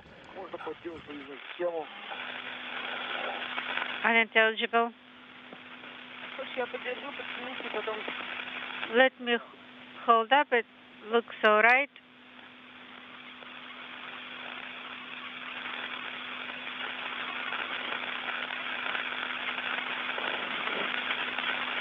At 41,000 feet above the ground, the main parachute cover is jettisoned by pyros and springs.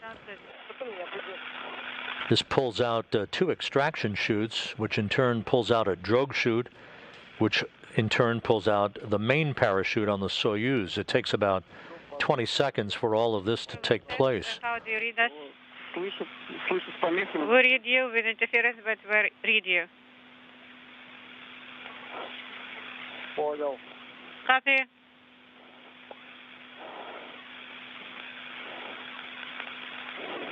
КСС в режиме готовности. Я правильно понял? You are in readiness mode, right?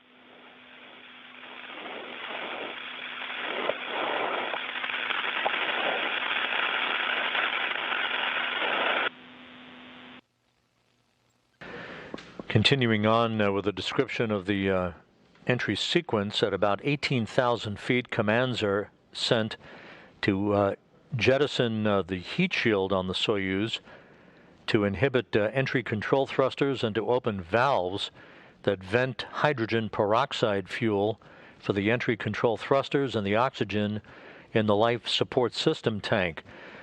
Sometimes, depending on whether or not we have live video of that portion of the descent, you'll see a white vapor emanating from the Soyuz. That's a combination of hydrogen peroxide and oxygen venting into the air.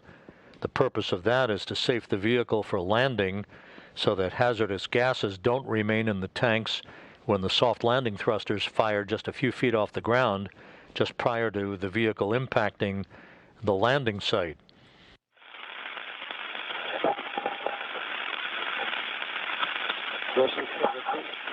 Закрыл хорошо, да? Closed well, right? Yes. Где-то здесь вольтары-то зачем? Не нужна. Перепад давления не будет. Что? Ничего.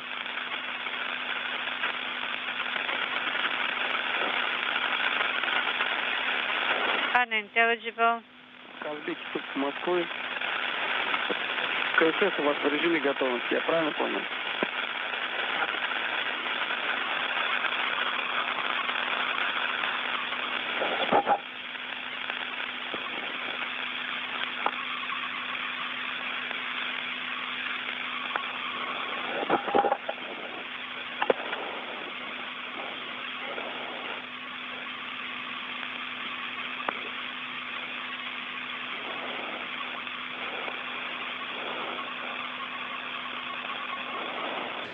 If everything is going as planned, we should be about 5 minutes away from module separation at an altitude of 140 kilometers. Контролируйте до разделения. Command, monitor separation. Вот.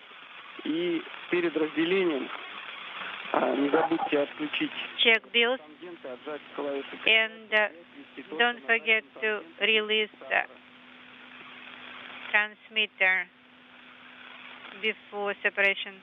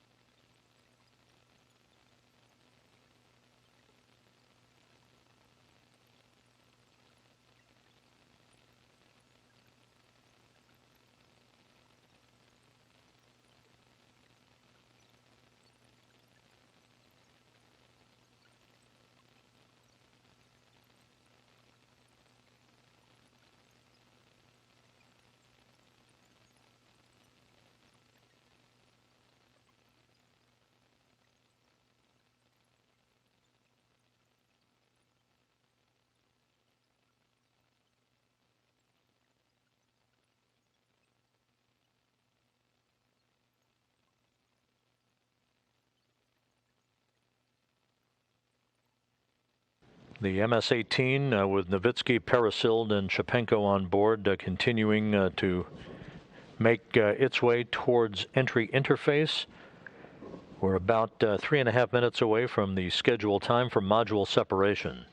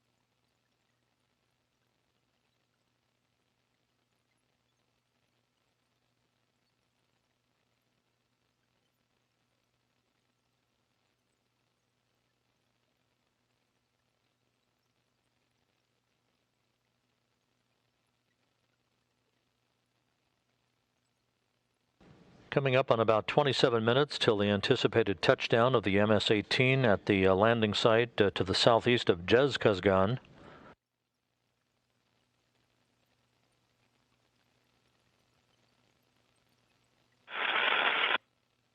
About a minute and a half away from the expected pyrotechnic separation of the three sections of the Soyuz.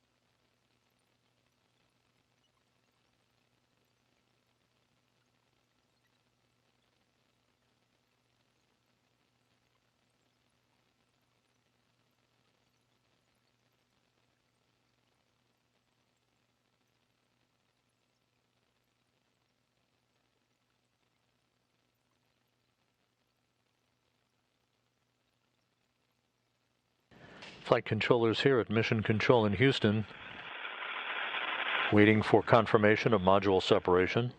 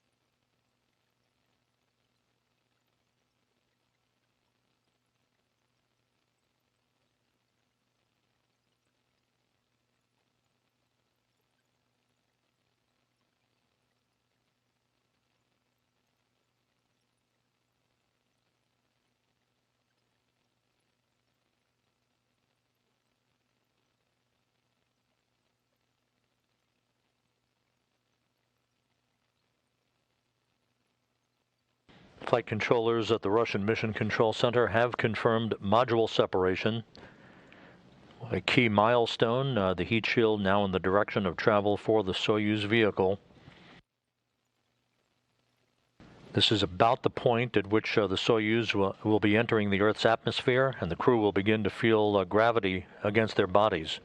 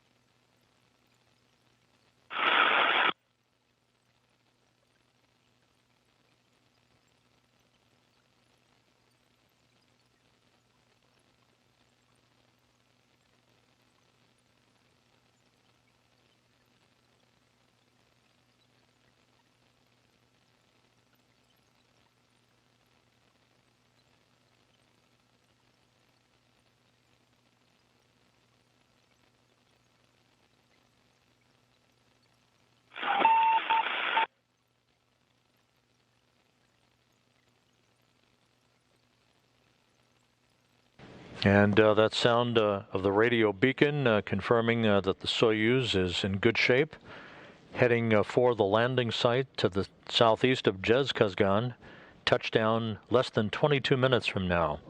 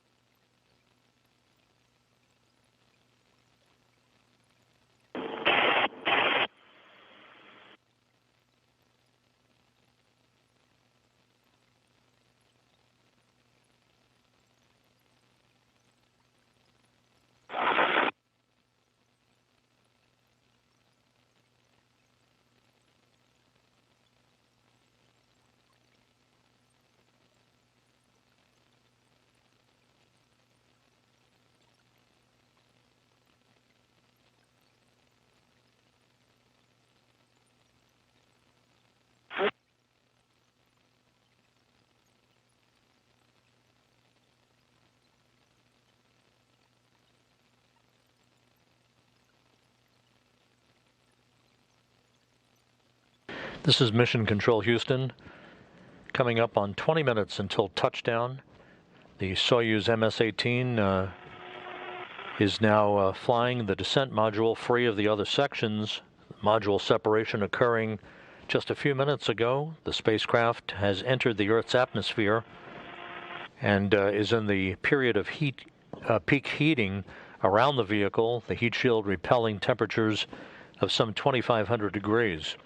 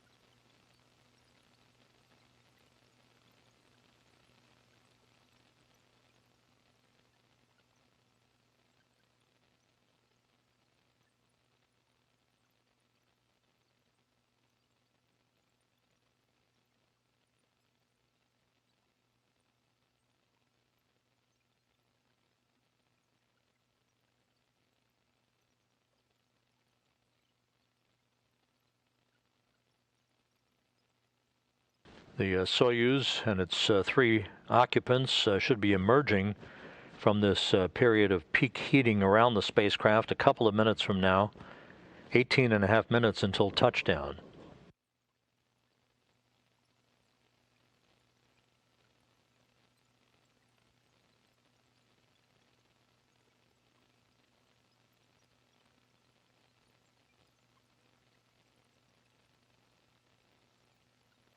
The Russian Mi-8 helicopters, part of the search and recovery forces, should be approaching the landing site about now. We are about 3 minutes away from the anticipated deployment of the parachutes. First a drogue chute and then the main chute on the Soyuz vehicle.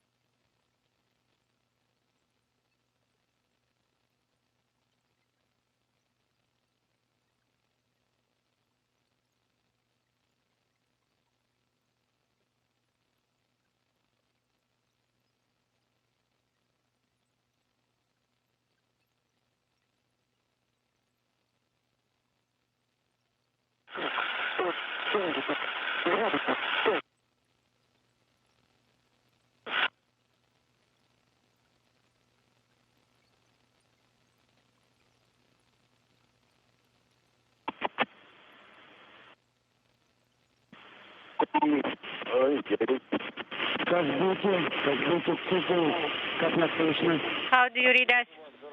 Loud and clear?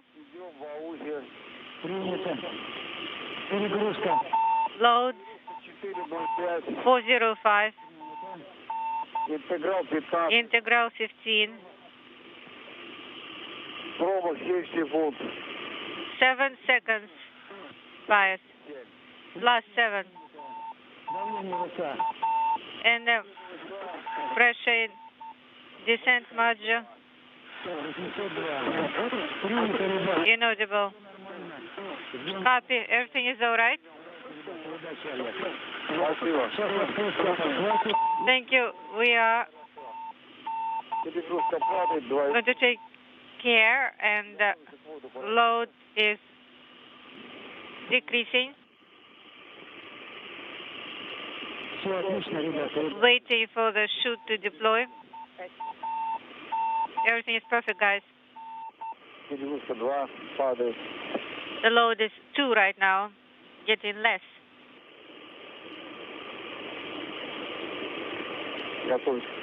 Standing by for parachute deployment. Good communications reestablished with the crew aboard the Soyuz. Perfect. Great.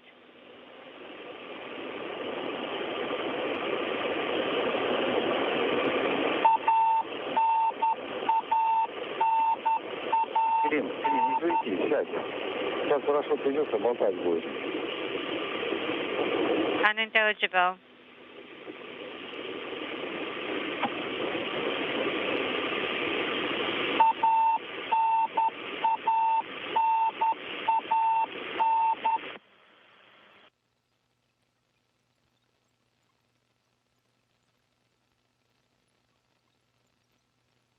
Voice and data soon to be relayed through an Antonov fixed-wing aircraft at the landing site.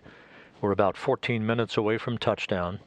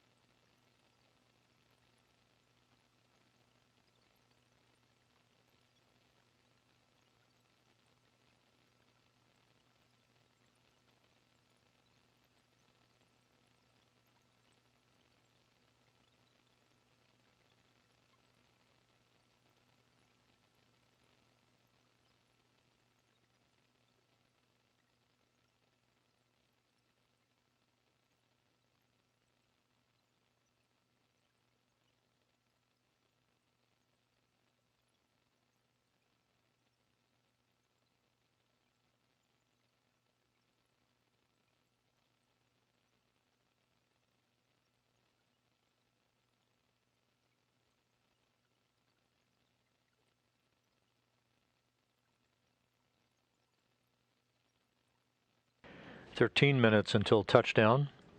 Standing by for confirmation of chute deploy."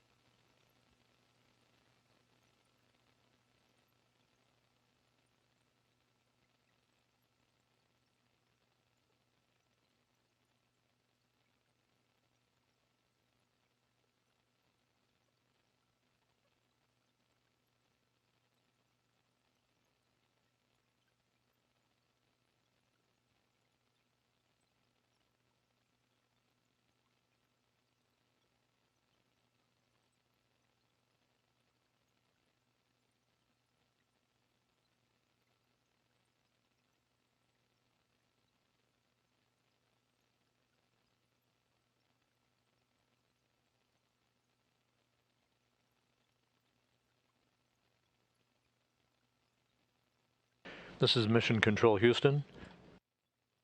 Now just 11.5 minutes until touchdown.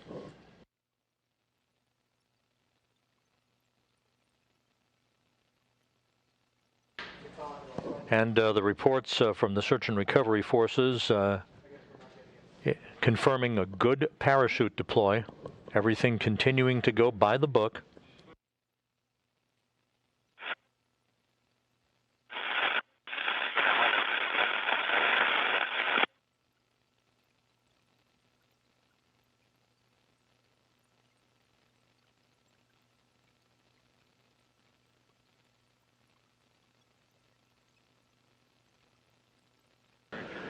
Once again, even though we don't have video from the landing site yet at this point, we have received confirmation from the Russian Mission Control Center of a good parachute deploy. 10.5 minutes until touchdown.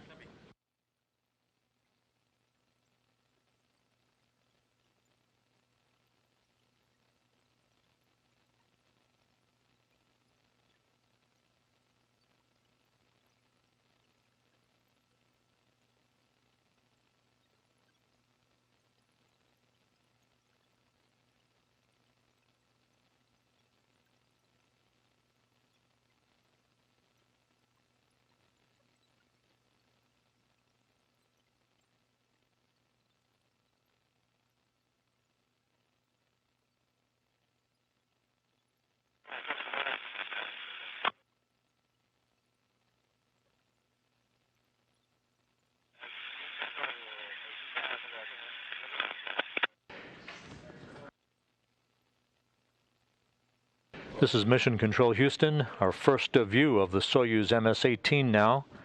About 9.5 minutes until touchdown, the main chute fully deployed, everything on time. The crew reporting they are feeling well, data, telemetry, and voice being relayed through an Antonov fixed-wing aircraft at the landing site. Russian Mi-8 helicopters are now in a racetrack pattern, ready to greet the crew following touchdown. 19 inaudible, 10 in the first one, and 10.5 in the second. Так, появилась высота 4200 показывает. 420 is altitude. По ИСС как приняли высоту? And how do you copy? 420, we copy. This is search and rescue team. 16 and 17 in the first and 2, and 8 and 2. Copy, perfect.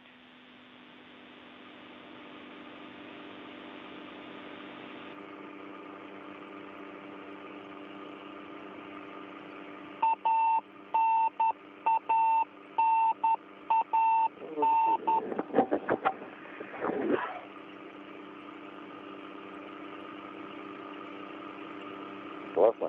8 minutes until touchdown, everything proceeding in very good fashion.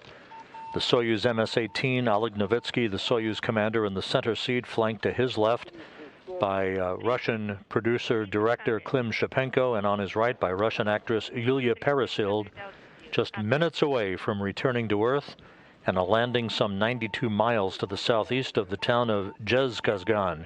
It is Sunday morning on the steppe of Kazakhstan. Clear skies, light winds, temperatures in the low to mid-40s. Попробуйте еще подтянуться, хотя бы ключевые, ну, наверное, уже тянулись хорошо. Да, спиной ложение чувствуете, нормально? Да, еще. Do you feel the seat liner tight to your back? Yes, tight, very tight.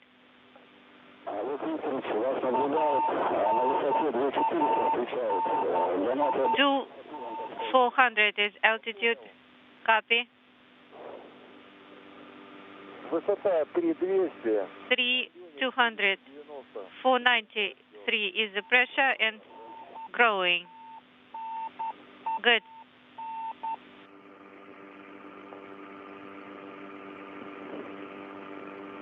А Клим, для передачи зажата или отжата, не пойму. А, нет, ладно. Is your transmitter on or off?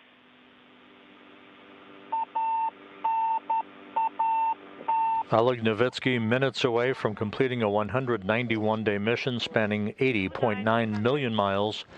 Peresild and Shipenko, having filmed scenes for a movie aboard the International Space Station for the past 12 days, returning to Earth. You see one of the Russian Mi-8 helicopters flying in the foreground, part of the phalanx of Rosaviatsa assets, ready to recover the crew. Once touchdown occurs, it will take just a few minutes for the search and recovery team to surround the capsule, erect an inflatable medical tent, and begin the process of extracting the crew from the descent module. How copy us, Oleg? How are you?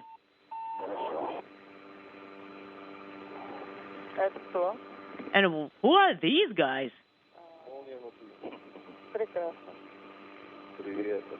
These are our search and rescue teams, as far as I understand. Right, I tied my straps pretty, like I tightened them too much. That's okay.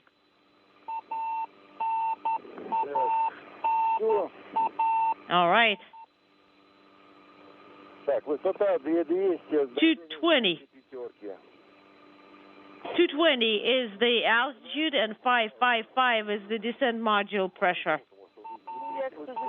Search and rescue team is unintelligible. Do you see the helicopter? No, I don't. That's Klim. You're approaching to 200-meter altitude. 568 is the pressure in the descent.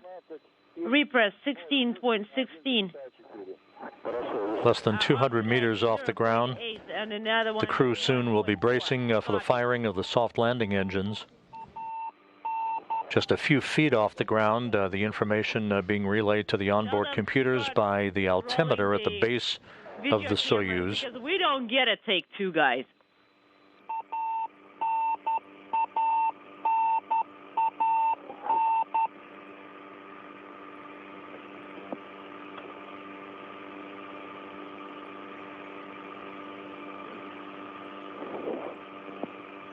Так, высота 1600, давление высота 603. Altitude is 1,600 and descent module pressure is 603. And we confirm 1,600. If you turn your head a little bit. Do you see them? No, I don't. Maybe they're on your side. Search and rescue team. Well, most importantly, we can see you guys. That's search and rescue team.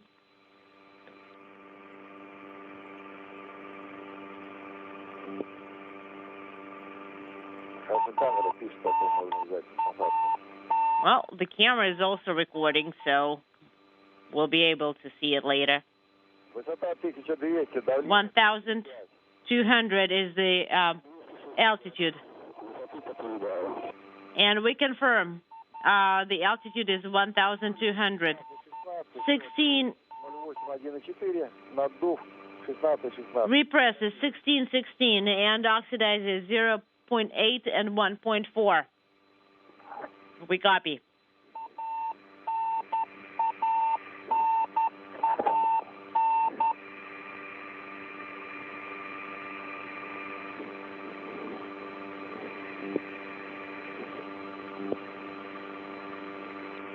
Very smooth descent under the main parachute.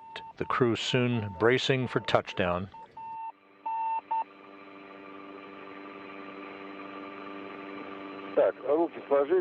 All right, guys, fold your arms, your elbows tight, and just get ready for the chute deployment. We'll see you guys. That's the search and rescue team. Everything's nominal.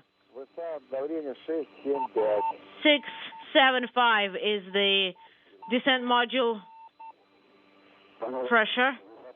The altitude is 500 meters. Get ready, guys. Copy.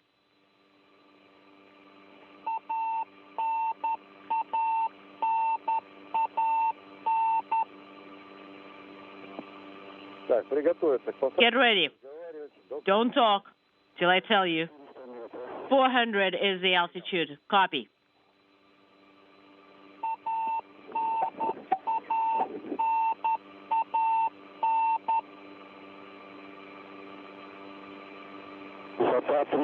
Altitude is 300 meters. Copy.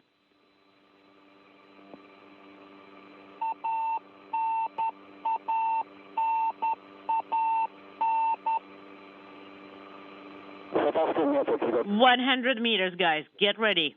Standing by for touchdown. 550 meters. 20 метров приготовиться. 20 meters, guys. Brace yourselves.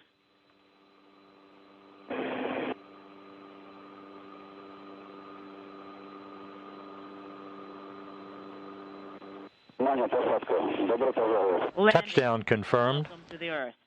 Touchdown confirmed at 11:35 p.m. Central Time, 12:35 a.m. Eastern Time, 10:35 a.m. Kazakhstan Time. Oleg Novitskiy home after 191 days in space for Yulia Peresild and Klim Shipenko. They landed vertically. Awesome, guys. And confirmation from the search and recovery forces that the Soyuz landed upright, so they stuck the landing on the steppe of Kazakhstan. The 12-day movie-making mission of Peresild and Shipenko at an end.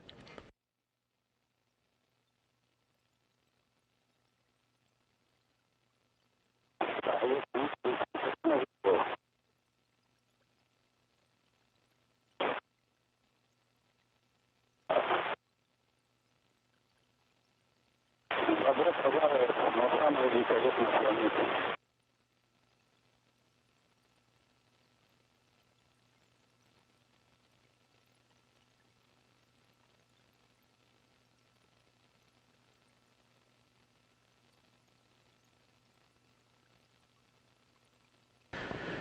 A smooth touchdown for Novitskiy, Peresild, and Shipenko on the steppe of Kazakhstan on a Sunday morning. The elements of the search and recovery forces, the Russian Mi-8 helicopters and all-terrain vehicles now moving toward the capsule to begin the process of erecting an inflatable medical tent and extracting the crew. They'll be put in chairs right beside their capsule to have a few minutes to reacclimate themselves to Earth's gravity before being brought into that medical tent to get out of their Russian Sokol launch and entry suits and into more comfortable clothing before they board helicopters to fly about 2 hours to the staging city in Karaganda, where they will board a Gagarin Cosmonaut Training Center aircraft for a flight back to their training base in Star City, Russia, outside of Moscow.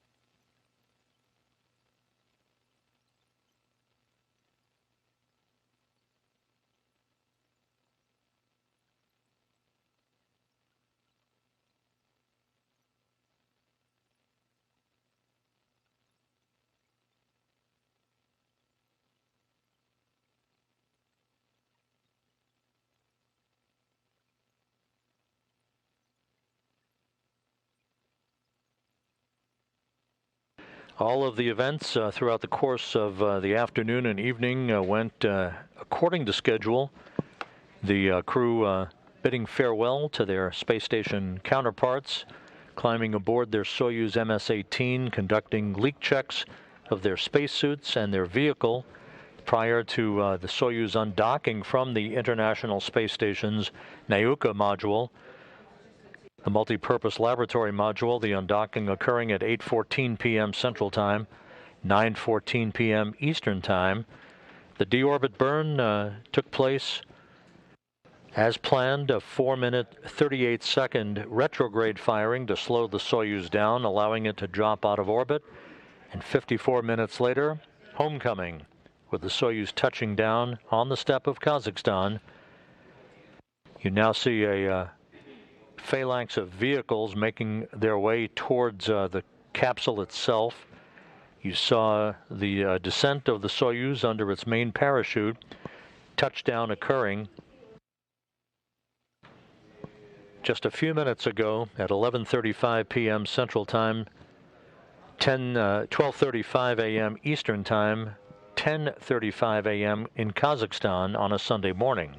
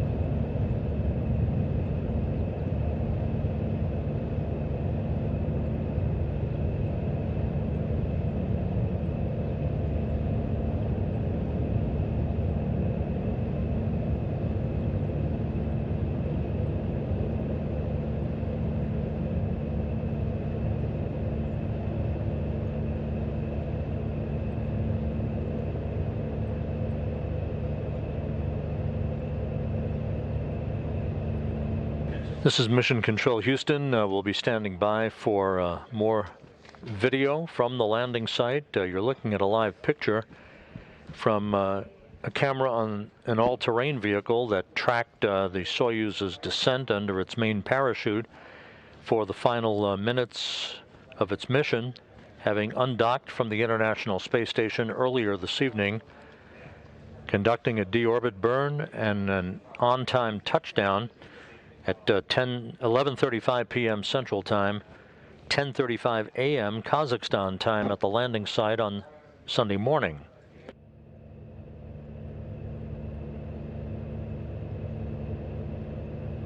The report from the search and recovery forces was that the Soyuz landed upright, so the crew will be extracted through the use of a ladder that will be mounted along the side of the capsule. The top hatch of the Soyuz will be open, and the members of the Energia and search and recovery teams will be working to extract the crew members one by one.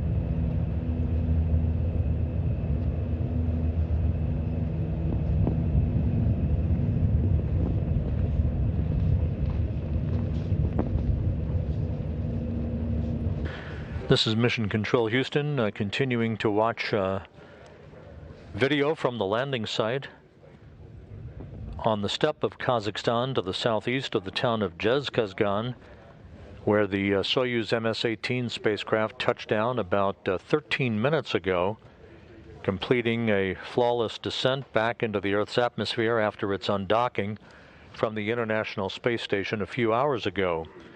Oleg Novitskiy home after 191 days in space, now with a total of 531 days in space on his 3 missions. Russian actress Yulia Peresild and producer-director Klim Shipenko back on Earth after 12 days aboard the station, in which they filmed scenes for a movie titled Challenge.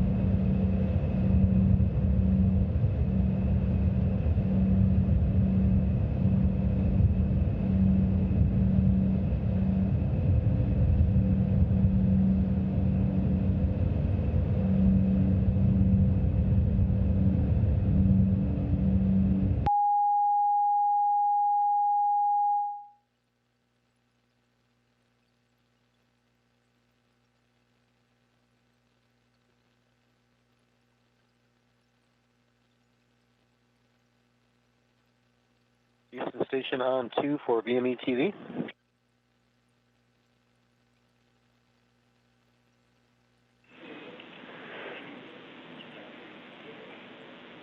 Go ahead, station. Hey, good wee hours of the night.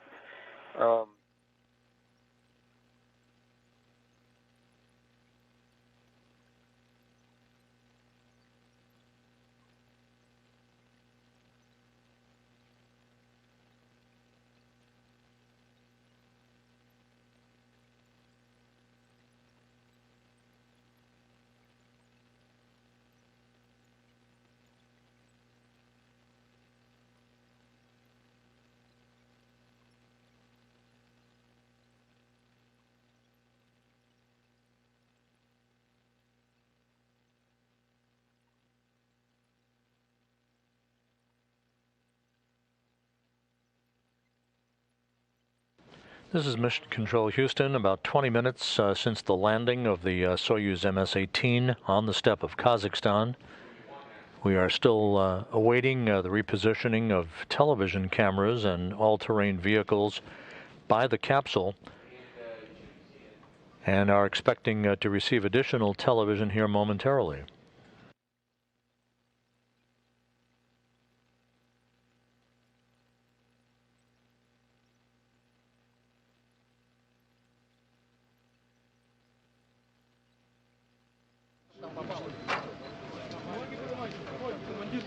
And now receiving that television as the ladder has been set up at the capsule to begin the process of extracting the crew. Nobody's answering. Put the headsets on. We left it behind. Okay, quiet everybody.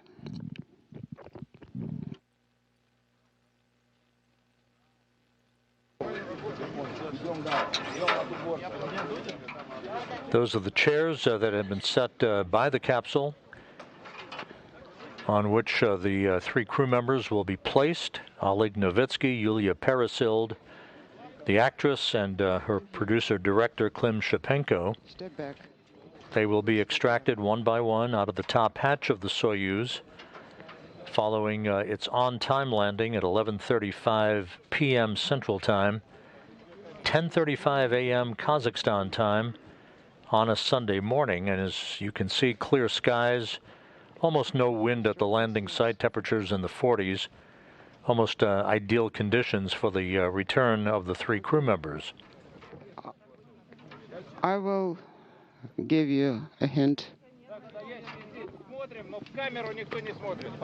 Okay, please, no one should be looking into the camera.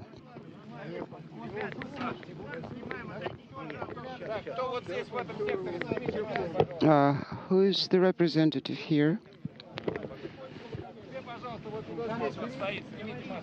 Okay, please step back.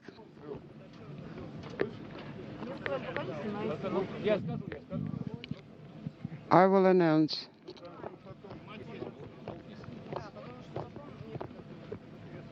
Yeah, because we may not be able to do it later.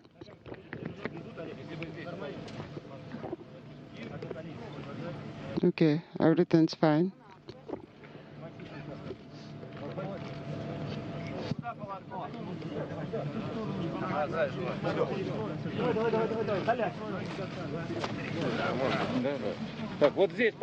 Okay. People stand here, please. Everybody remove the masks. Thank you. Are you ready? Yes. Make sure no one stays in the mask. Help each other.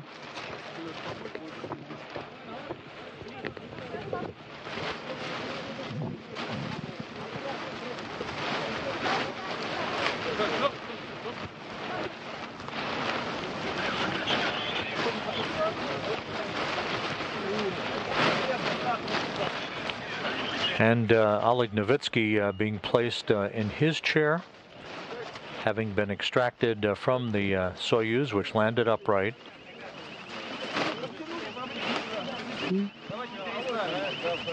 Can we get closer? No. The veteran Russian commander now with 531 days in space to his credit.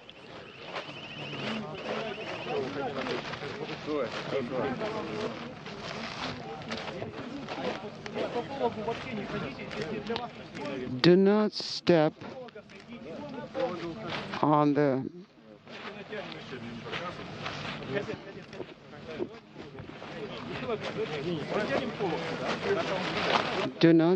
the blue plastic.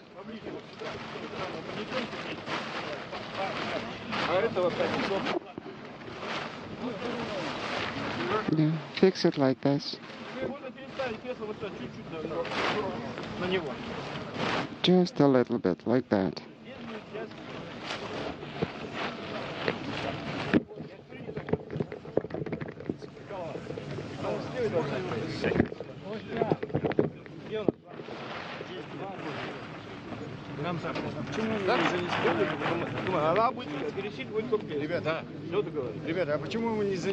Guys, please stop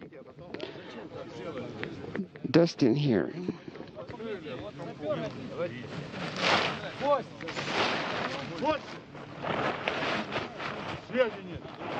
No com.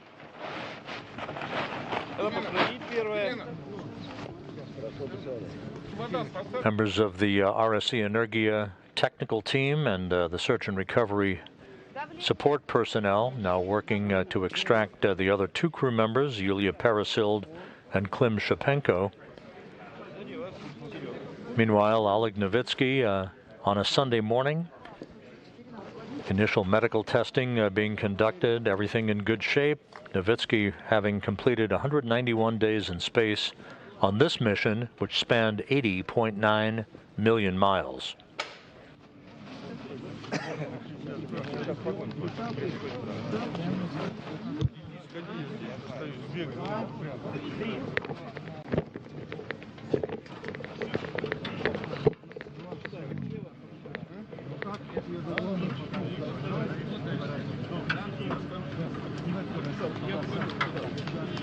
And producer-director Klim Shipenko now out of the Soyuz. That way. You okay?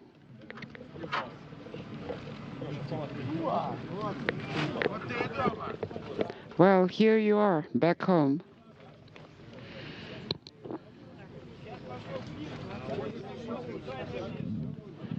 Okay, all right. Come down. Careful. All right, keep moving.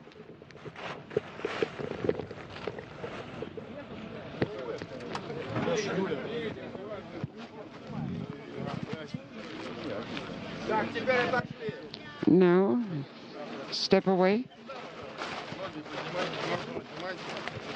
Step away. Step aside.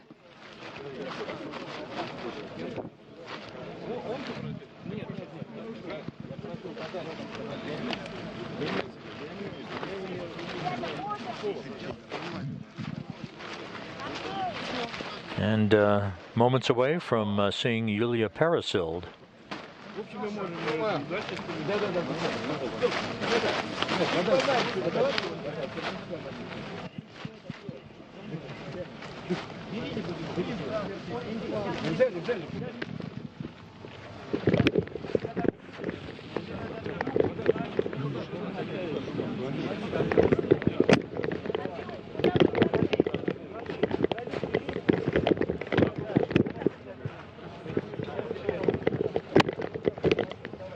The Soyuz MS-18 landing upright on time at 11:35 p.m. Central Time, 10:35 a.m. Kazakhstan time.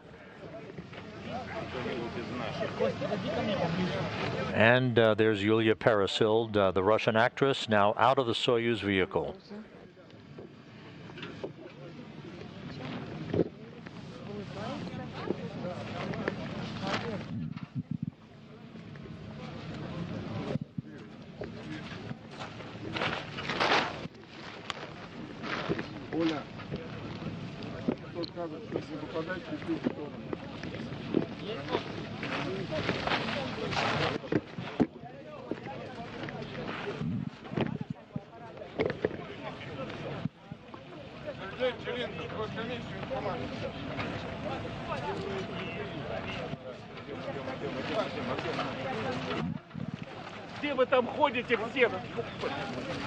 Where are you?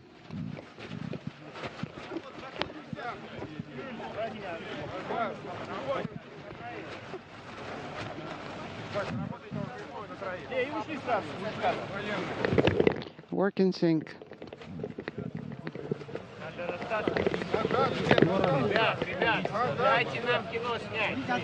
Guys, please, let us do some shooting.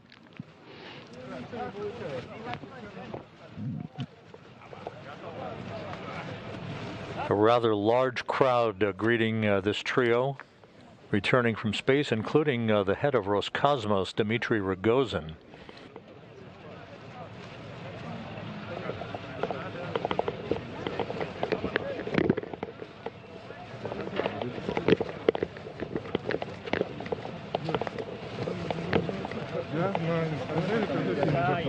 Well, did you like it? Okay, that's it.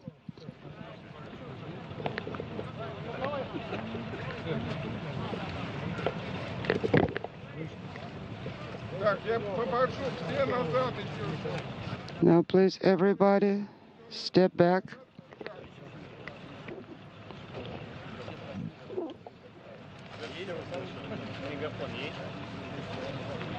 Do you have a loudspeaker? Where is it?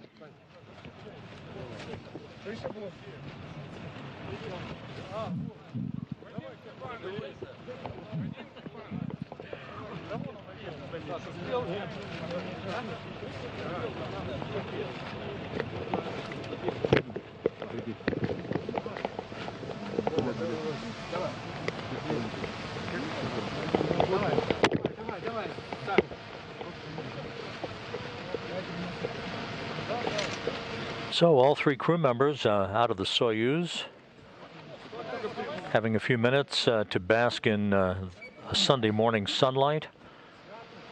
They soon will be carried into the nearby inflatable medical tent to get out of those Russian Sokol launch and entry suits and into more comfortable clothing. Yulia Peresild, the Russian actress, having been handed a bouquet of flowers. They will be flown in 3 Russian Mi-8 helicopters back to Karaganda, Kazakhstan, a short time from now, to board a Gagarin Cosmonaut Training Center aircraft for a flight back to Star City, Russia, outside of Moscow.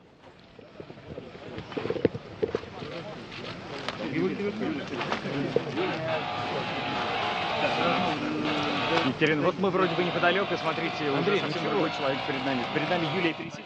We are very close to a superhuman being, Yulia. Yulia was flying to space. And how was it? It was wonderful.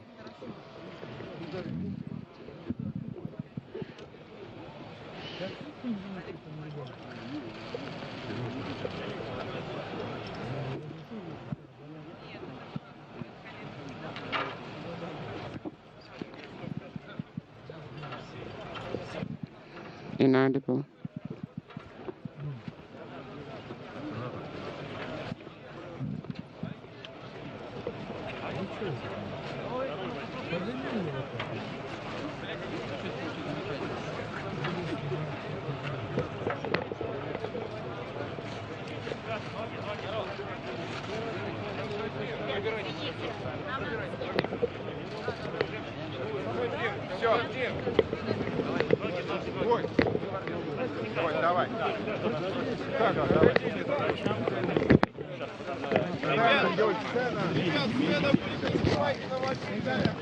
Снимайте на мобильник, это сцена. Телевидение с телефона убрали. Ребята!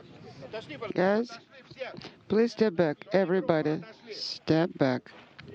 The entire crew. Сделайте, пожалуйста, кроме группы, несколько шагов назад. Давай. Ребят, все отошли назад. Everybody, step back. Except for the support group. The 3 Soyuz crew members will soon be carried into the inflatable medical tent nearby.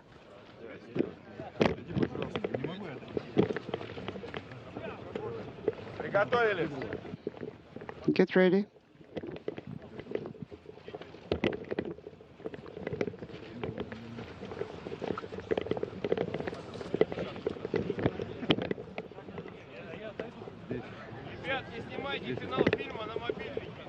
Guys, please do not do any filming on your smartphones. Do not take any videos, because right now this is actually the future end of the movie.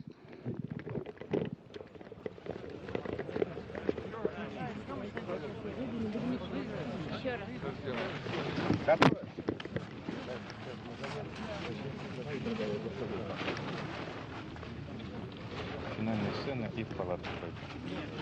Через спускай моторы. Через что? Спускай моторы. Да. Не забудь.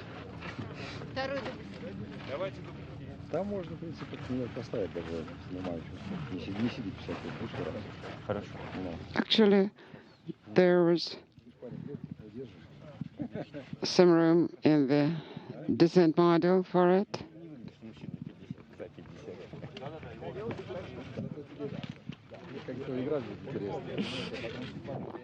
Inaudible. Oleg Novitskiy having a moment to chat with a member of the search and recovery forces, a Russian nurse at his side. That is customary for all returning Soyuz crew members to have Russian support personnel, including medical personnel, to attend to them upon their return. I'll see you very soon. Thank you.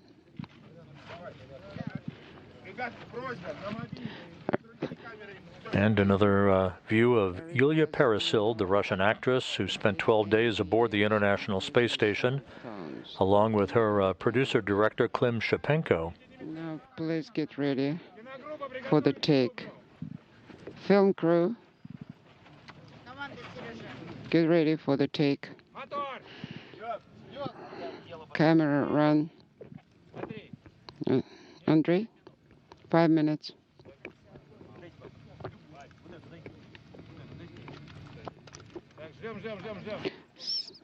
Still waiting?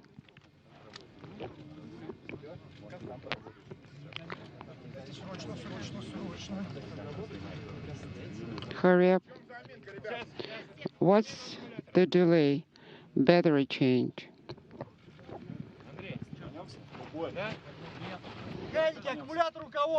Guys, who has the battery?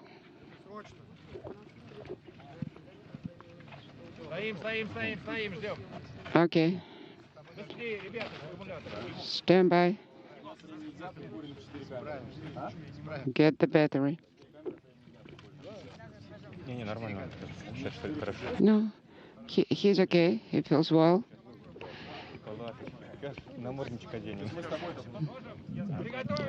Okay, ready? Camera.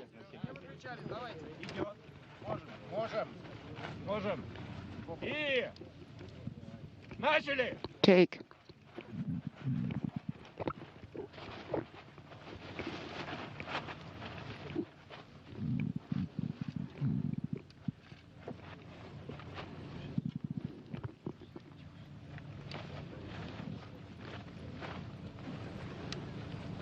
While the crew is getting its land legs back on the steppe of Kazakhstan, part of the film crew associated with the movie Challenge, which featured Peresild as a surgeon flying to the space station to attend to an ailing crew member who was portrayed by Novitskiy on board. The film crew shooting additional scenes at the landing site before the crew is carried into the medical tent nearby to get out of their Sokol launch and entry suits.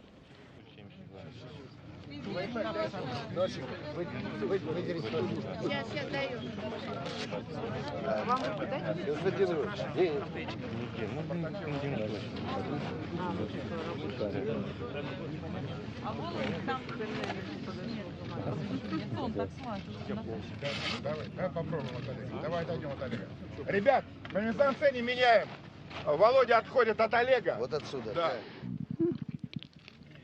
Listen to me. Now, Vladimir must be stepping away. from Oleg before he's asking for a handshake first, and then he goes towards Zhenya.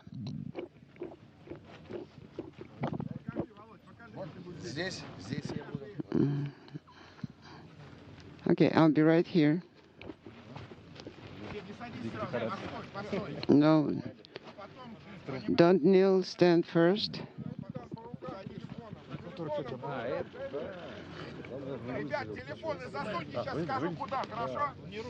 Please put away all your smartphones. Get ready for the take.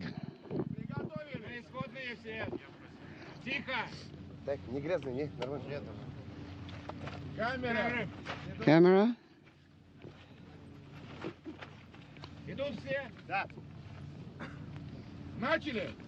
Start.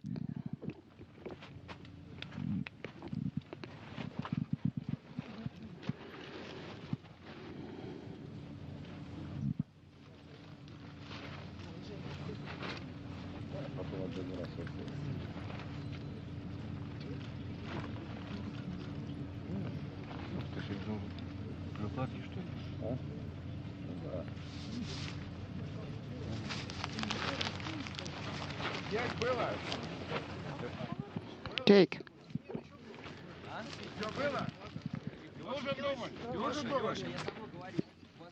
Do we need another take?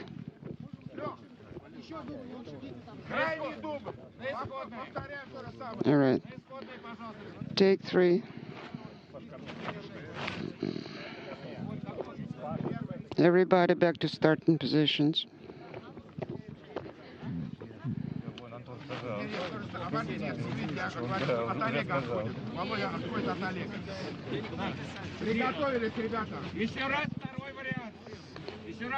One more time. Second option. Second option. Is everybody ready? Okay. All right, agreed.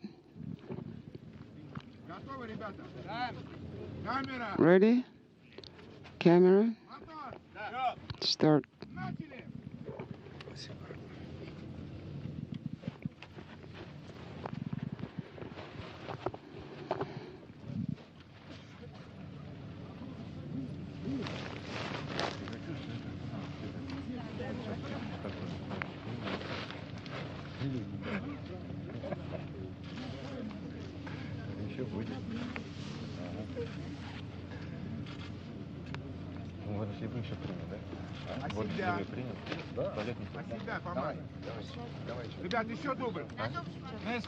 One more take.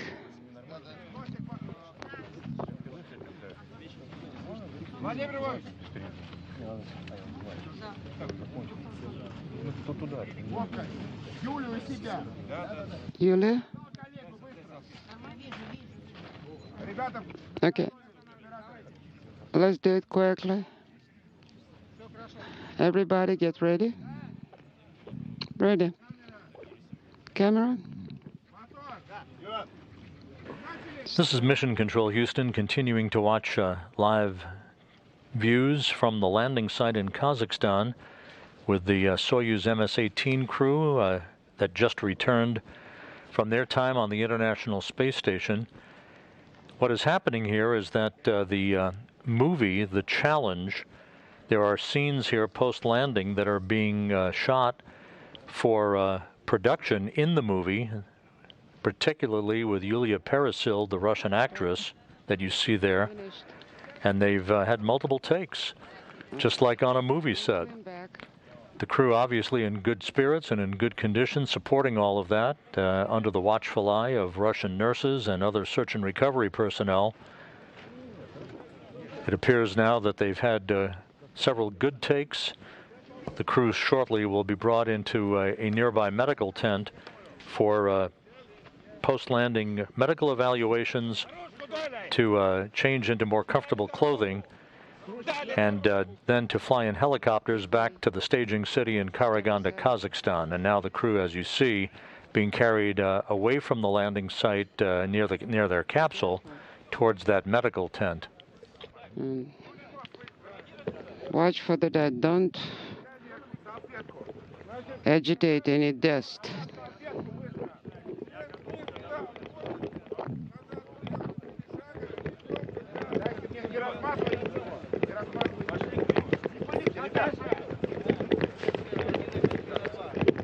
Klim Shipenko, the producer-director, being carried now towards another position near the capsule. Everybody step back.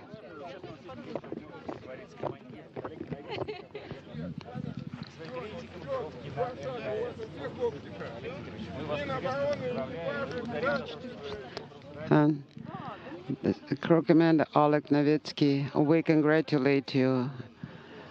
You're back home, and we're very glad to see you.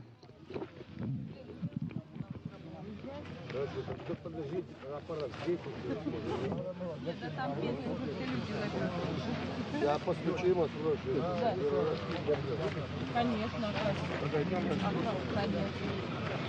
Спасибо большое. К ногам.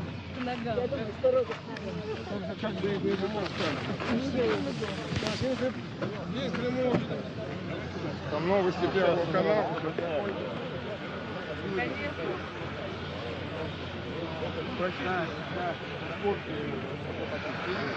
Ой, сколько тебе еще?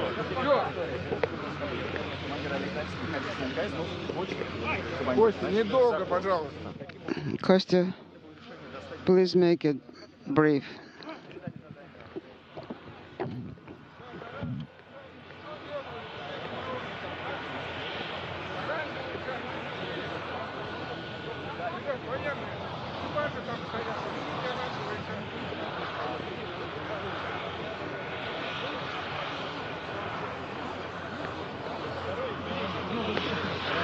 Ну, Костю надо останавливать. Okay, we need to stop Kostya, otherwise he'll never stop himself.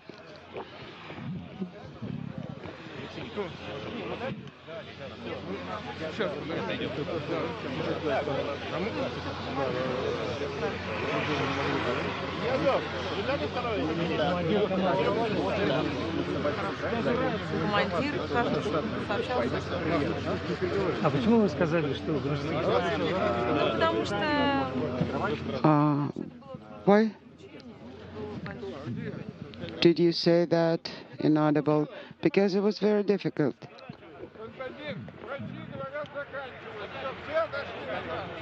All right, we need to wrap it up. Everybody step back.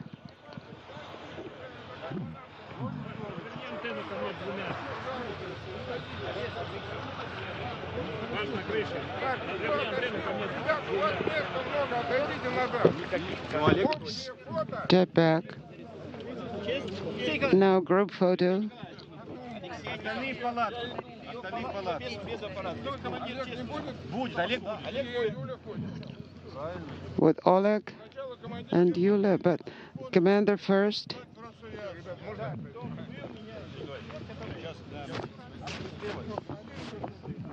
Ну не идет.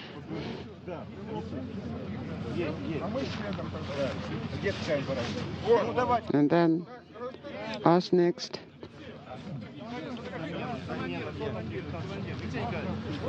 Ну что, понесли? Командир коса несут. Okay.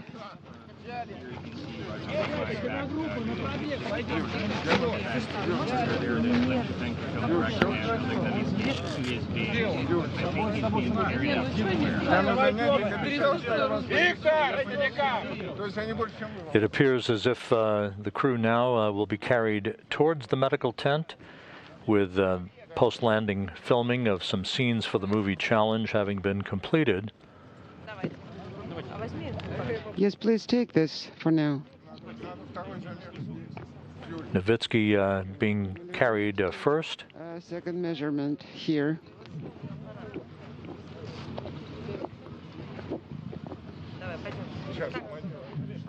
Okay.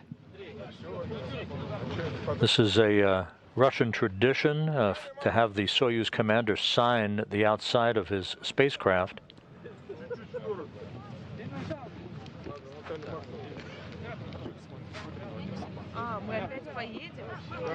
Oh, we still have to ride this vehicle, yes. All right. The commander left his autograph. Yulia, you are the best.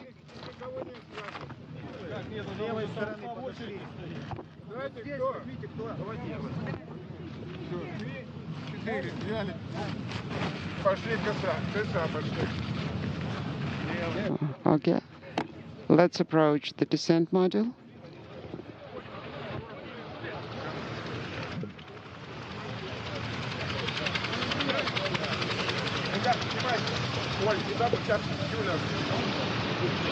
Keep filming. No. Come from that side. Excuse us. And Novitskiy now in the medical tent, soon to be followed by Peresild and Shipenko.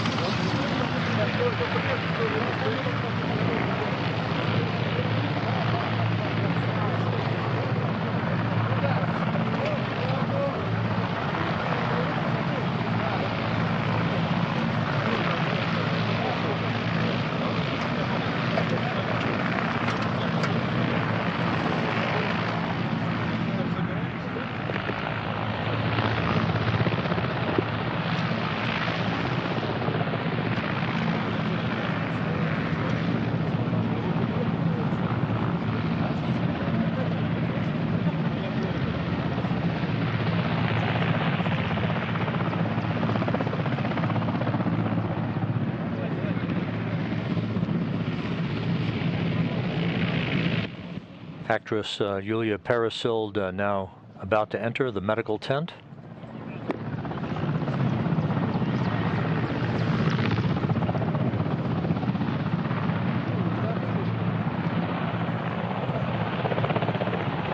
And Klim Shipenko now being carried toward the medical tent.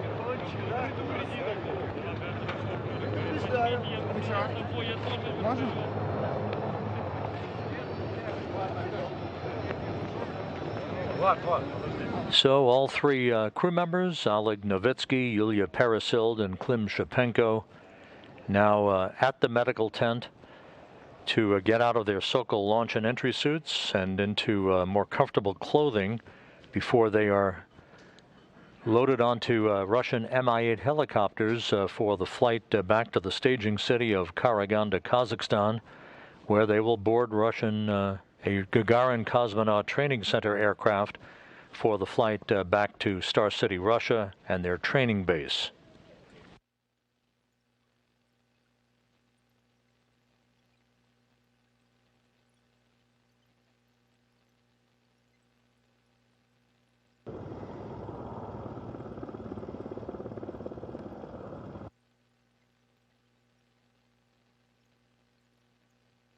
So with all three crew members safely back on Earth and in the medical tent at the landing site in Kazakhstan, the landing went about as well as can be expected by the book. Some replays of the landing that you saw earlier in our live coverage of the return of the Soyuz MS-18, with the landing occurring at 11:35 p.m. Central Time, 12:35 a.m. Eastern Time, 10:35 a.m. at the landing site in Kazakhstan on Sunday morning. Novitskiy wrapping up 191 days on the International Space Station, now 531 days in space on his 3 missions.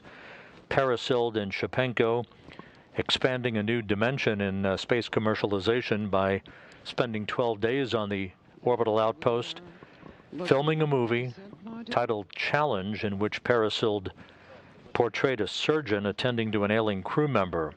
Here? The launch of Peresild and Shipenko occurring on October 5th on the Soyuz MS-19 spacecraft that remains at the International Space Station, along with its commander, Anton Shkaplerov, now part of the Expedition 66 crew. Shkaplerov to return to Earth next March with NASA's Mark Vande Hei and Russian cosmonaut Pyotr Dubrov. So with that, we'll wrap up our coverage for tonight. A safe landing for the Soyuz MS-18 and its 3 crew members, Novitskiy, Peresild, and Shipenko, safely back on Earth.